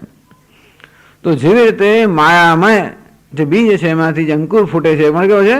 માયામય. એમાંથી પછી વૃક્ષ ફળ બધું જ ફૂટે. નાસો નિત્યો, હવે આજે અંકુર છે, આજે વૃક્ષ છે જે માયામય બીજમાંથી જન્મેલું છે, એ નિત્ય છે કે શું છે? નથી ઉચ્છેદ, એ વિનાશી છે. એ નિત્ય છે એમ પણ ના કહેવાય, એ વિનાશી છે એમ પણ ના કહેવાય. કે વિનાશી એ પ્રકારનો શબ્દ પ્રયોગ પણ કોને માટે થાય? જે વસ્તુ હોય એના માટે. આ મારા મસ્તકમાં શિંગડા નિત્ય છે કે વિનાશી છે? હોય તો એના માટે નિત્ય કે વિનાશી આ પ્રકારનો શબ્દ પ્રયોગ થઈ શકે. એટલે એ પ્રકારનો ખ્યાલ, શબ્દ પ્રયોગ એટલે મનમાં ખ્યાલ, દરેક શબ્દ મનમાં ખ્યાલ જન્માવતો જાય. શબ્દનો પણ એક મેજિક છે, શબ્દનો પણ એક મોહકતા છે. શબ્દનું ઉચ્ચારણ થયું કે શબ્દનો વિચાર આવ્યો, તરત એ ખ્યાલ જન્માવે. તો આ મારા મસ્તક પરના શિંગડા એ નિત્ય છે કે અનિત્ય છે, વિનાશી છે? નાશો નિત્ય હે ન ચ ઉચ્છેદી, અનિત્ય છે એમ પણ ન કહેવાય, વિનાશી છે એમ પણ ન કહેવાય. તદ્વત ધર્મેશુ યોજના, અને જેવી રીતે પેલા માયામય અંકુર માટે એ નિત્ય છે કે વિનાશી છે એવી કોઈ પ્રકારનો શબ્દ પ્રયોગ ન થઈ શકે, અર્થાત એવો કોઈ ખ્યાલ ત્યાં આગળ લાગુ પડતો નથી. તદ્વત એ રીતે ધર્મેશુ યોજના, આ જગતના પદાર્થો છે એનો પણ એ જ રીતે યોજના કરવી જોઈએ. કે છે ભાષ્યમાં, કથમ માયોપમમ તેષામ ધર્માણામ જન્મ इति आह. तेषाम धर्माणाम जन्म कथम मायोपम, આ બધા ધર્મ કે પદાર્થોનો જન્મ માયા સમાન છે એ કેવી રીતે? ઇતિ આહ, એના ઉત્તરમાં આ શ્લોક કયો ભાષ્યકાર કહે છે, યથા માયામયાદ આમ્રાદિ બીજાદ જાયતે તન્મયઃ માયામયઃ અંકુરઃ નાસૌ અંકુરઃ નિત્યઃ ન ચ ઉચ્છેદી વિનાશી વા અભૂતત્વાत् તદ્વદેવ ધર્મેષુ જન્મનાશાદિ યોજના યુક્તિઃ ન તો પરમાર્થતઃ ધર્માણામ જન્મ નાશો વા યુજ્યતે ઇત્યર્થઃ. યથા માયામયાદ આમ્રાદિ બીજા, જે માયામય આમ્ર એટલે કે આંબાનું બીજ હોય, આંબા કેવા કોઈ વૃક્ષનું બીજ જે માયામય છે પોતે, જાયતે તન્મયો અંકુરઃ, તમે અંકુર જન્મે પણ કેવો છે? તન્મય, અર્થાત માયામય અંકુર જન્મતો હોય, માયામય બીજમાંથી જે અંકુર જન્મે પણ કેવો હોય? માયામય હોય. નાસો અંકુર નિત્ય ન ચ ઉચ્છેદી, આ અંકુર જે છે નિત્ય પણ ન કહેવાય કે વિનાશી પણ ન કહેવાય. કેમ? અભૂતત્વાત, અસદરૂપત્વાત, કારણ કે છે જ નહીં. વાસ્તવિકમાં કોઈ પ્રકારનું તત્વ હોત તો એને વિનાશી કે અથવા તો નિત્ય કંઈ કહી શકાય હોત. તદ્વદેવ ધર્મેશ યોજના, અને એ રીતે આ પદાર્થોમાં આ પ્રકારની યોજના કરવી જોઈએ. જન્મનાશાદી યોજના, આમ પદાર્થો નિત્ય છે કે વિનાશી છે એવું કશું કહી જ ના શકાય. પદાર્થો હોય તો નિત્ય કે વિનાશી એ વસ્તુ કહી શકાય, જગતના પદાર્થો વાસ્તવમાં છે જ નહીં, નથી. એટલે કહ્યું ને તદ્વત ભૂત દર્શનાત, કોઈ પદાર્થનું જ્યારે પારમાર્થિક સ્વરૂપનું ચિંતન કરવામાં આવે ત્યારે પદાર્થ રહેતો જ નથી. જેમ ઘડાનું ચિંતન કરવામાં આવે તો ઘડો નથી, તો માટી જ રહેતી હોય, અને એ રીતે દરેક પદાર્થનું પારમાર્થિક રીતે ચિંતન કરવામાં આવે તો વિજ્ઞાન સિવાય રહેતું જ નથી હોતું. અને પછી શેનો જન્મ? એટલે પછી નિત્ય શું અને વિનાશી શું? આમ નિત્ય અને વિનાશી એ પ્રકારની સંજ્ઞા કે એ પ્રકારનો ખ્યાલ એના માટે હોઈ શકે જે કંઈક વાસ્તવિક સત્તા ધરાવે છે. અસદરૂપત્વાત ઇતિ યોજના, આ રીતે યુક્તિ, ટૂંકમાં જે પ્રકારની યુક્તિ આ માયામય પદાર્થોમાં લાગુ પડે છે એ જ પ્રકારની યુક્તિ આ જગતના પદાર્થોમાં લાગુ પડે છે. નતુ પરમાર્થતઃ ધર્માણામ જન્મનાશો વા યુજ્યતે ઇત્યર્થ. ટૂંકમાં પારમાર્થિક દ્રષ્ટિ જોઈએ તો, સત્યની દ્રષ્ટિ જોઈએ તો આ ધર્મ એટલે આ પદાર્થોમાં જન્મ કે નાશ એવી કોઈ વસ્તુ ન યુજ્યતે, એવી કોઈ વસ્તુ યુક્તિયુક્ત નથી. આપણે સ્વીકારી લઈએ એ જુદી વાત છે, કારણ કે આપણે પણ જ્યારે પેલા જાદુના પ્રભાવમાં હોઈએ ત્યારે એમ જ માનીએ કે આ સાચું છે, એનો જન્મ થયો અને મર્યું વગેરે. એ તો માયાના કે જાદુના પ્રભાવ મુક્ત થયા પછી જ્યારે જોઈએ ત્યારે ખબર પડે કે આ તો બધો ખેલ જ છે, આમાં જન્મ શું? જ્યારે જન્મ નથી તો વિનાશ શું? જન્મ હોય તો વિનાશ હોય, અને જન્મ નથી એટલે વિનાશ કશું જ નથી. એ ક્યારે આપણે સમજી શકીએ? એ માયાના પ્રભાવથી મુક્ત થઈને પેલો જાદુના પ્રભાવથી મુક્ત થઈને જાદુનો ખેલ જ્યારે જોઈએ ત્યારે તમે હસીએ, આપણે બીજું કંઈ ના કરીએ. અંતે રીતે આ ખેલને જ્યારે જાદુના પ્રભાવ મુક્ત થઈને જોવામાં આવે, અર્થાત વિવેક દ્રષ્ટિએ જોવામાં આવે, એવું નથી કે લાગણી વસ્તાથી જોવામાં આવે, એટલે કે આપણા આગ્રહોને બરાબર સાચવી રાખીએ, જાળવી રાખીને પછી જોવામાં આવે તો નથી જોઈ શકતા આપણે. પણ સર્વ આગ્રહોને બાજુમાં મૂકીને પછી જ્યારે આ વસ્તુના સ્વરૂપનું વિવેચન કરવામાં આવે, વિવેક કરવામાં આવે ત્યારે જોઈ શકાય જન્મ, ઉચ્છેદ આ બધી પ્રક્રિયાઓ જે છે એ પણ માની લેલી વસ્તુઓ છે. અંતેથી એનું વાસ્તવમાં કોઈ એ પ્રકારની અસ્તિત્વ નથી. અને પછી આગળના શ્લોકમાં કહેવામાં આવેલું 57 શ્લોકમાં સંવૃત્યા જાયતે સર્વમ શાશ્વતમ નાસ્તિ તેન વૈ સદ્ભાવેન હ્યજમ સર્વમ ઉચ્છેદસ્તેન નાસ્તિ વૈ, કે આ સર્વ અજ્ઞાનને કારણે જન્મતું હોવાને કારણે કોઈ વસ્તુ શાશ્વત નથી. અને વળી કોઈ વસ્તુના સ્વરૂપનો નિર્ણય કરવામાં આવે પારમાર્થિક દ્રષ્ટિએ ત્યારે સત સિવાય એટલે કે વિજ્ઞાન સિવાય ત્યાં કંઈ હોતું જ નથી, અને અમારે કોઈ વસ્તુનો ઉચ્છેદ પણ નથી. સદભાવેન હ્યજમ સર્વમ, સદભાવથી અર્થાત પારમાર્થિક દ્રષ્ટિથી બધી વસ્તુ કેવી છે? અજન્મા જ છે. અજન્મા એક જ તત્વ છે પારમાર્થિક દ્રષ્ટિએ, એ સિવાય બીજું કોઈ તત્વ નથી. એ આનંદગીરી કહે છે યદુક્તમ સદભાવેન હ્યજમ સર્વમ. આમ 60 શ્લોકમાં આગળ કહે છે કે 57 શ્લોકમાં જે કહેવામાં આવ્યું કે સદભાવથી અર્થાત પારમાર્થિક દ્રષ્ટિથી સર્વ અજન્મા જ છે. તત્ પ્રપંચયતી, એને હવે પાછો સમજાવે છે વિસ્તારથી. ન અજેશુ તે કહે છે 60મા શ્લોકમાં ન અજેશુ સર્વધર્મેષુ શાશ્વતા શાશ્વતાભિધા યત્ર વર્ણા ન વર્તન્તે વિવેકસ્તત્ર નોચ્યતે. ન અજેશુ સર્વધર્મેષુ, આ પદાર્થો જેનો જન્મ થયો જ નથી. આ તો શેખ ચલ્લીના પેલા બાળક જેવું છે. આ બધું શેખ ચલ્લી કલ્પનાઓ કર્યા કરે કે એક ઘડો વેચીશ, એક ગાડવો વેચીશ, એમાં પૈસા 2 ખરીદીશ, એ વેચીશ, 4 ખરીદીશ, એ વેચીશ,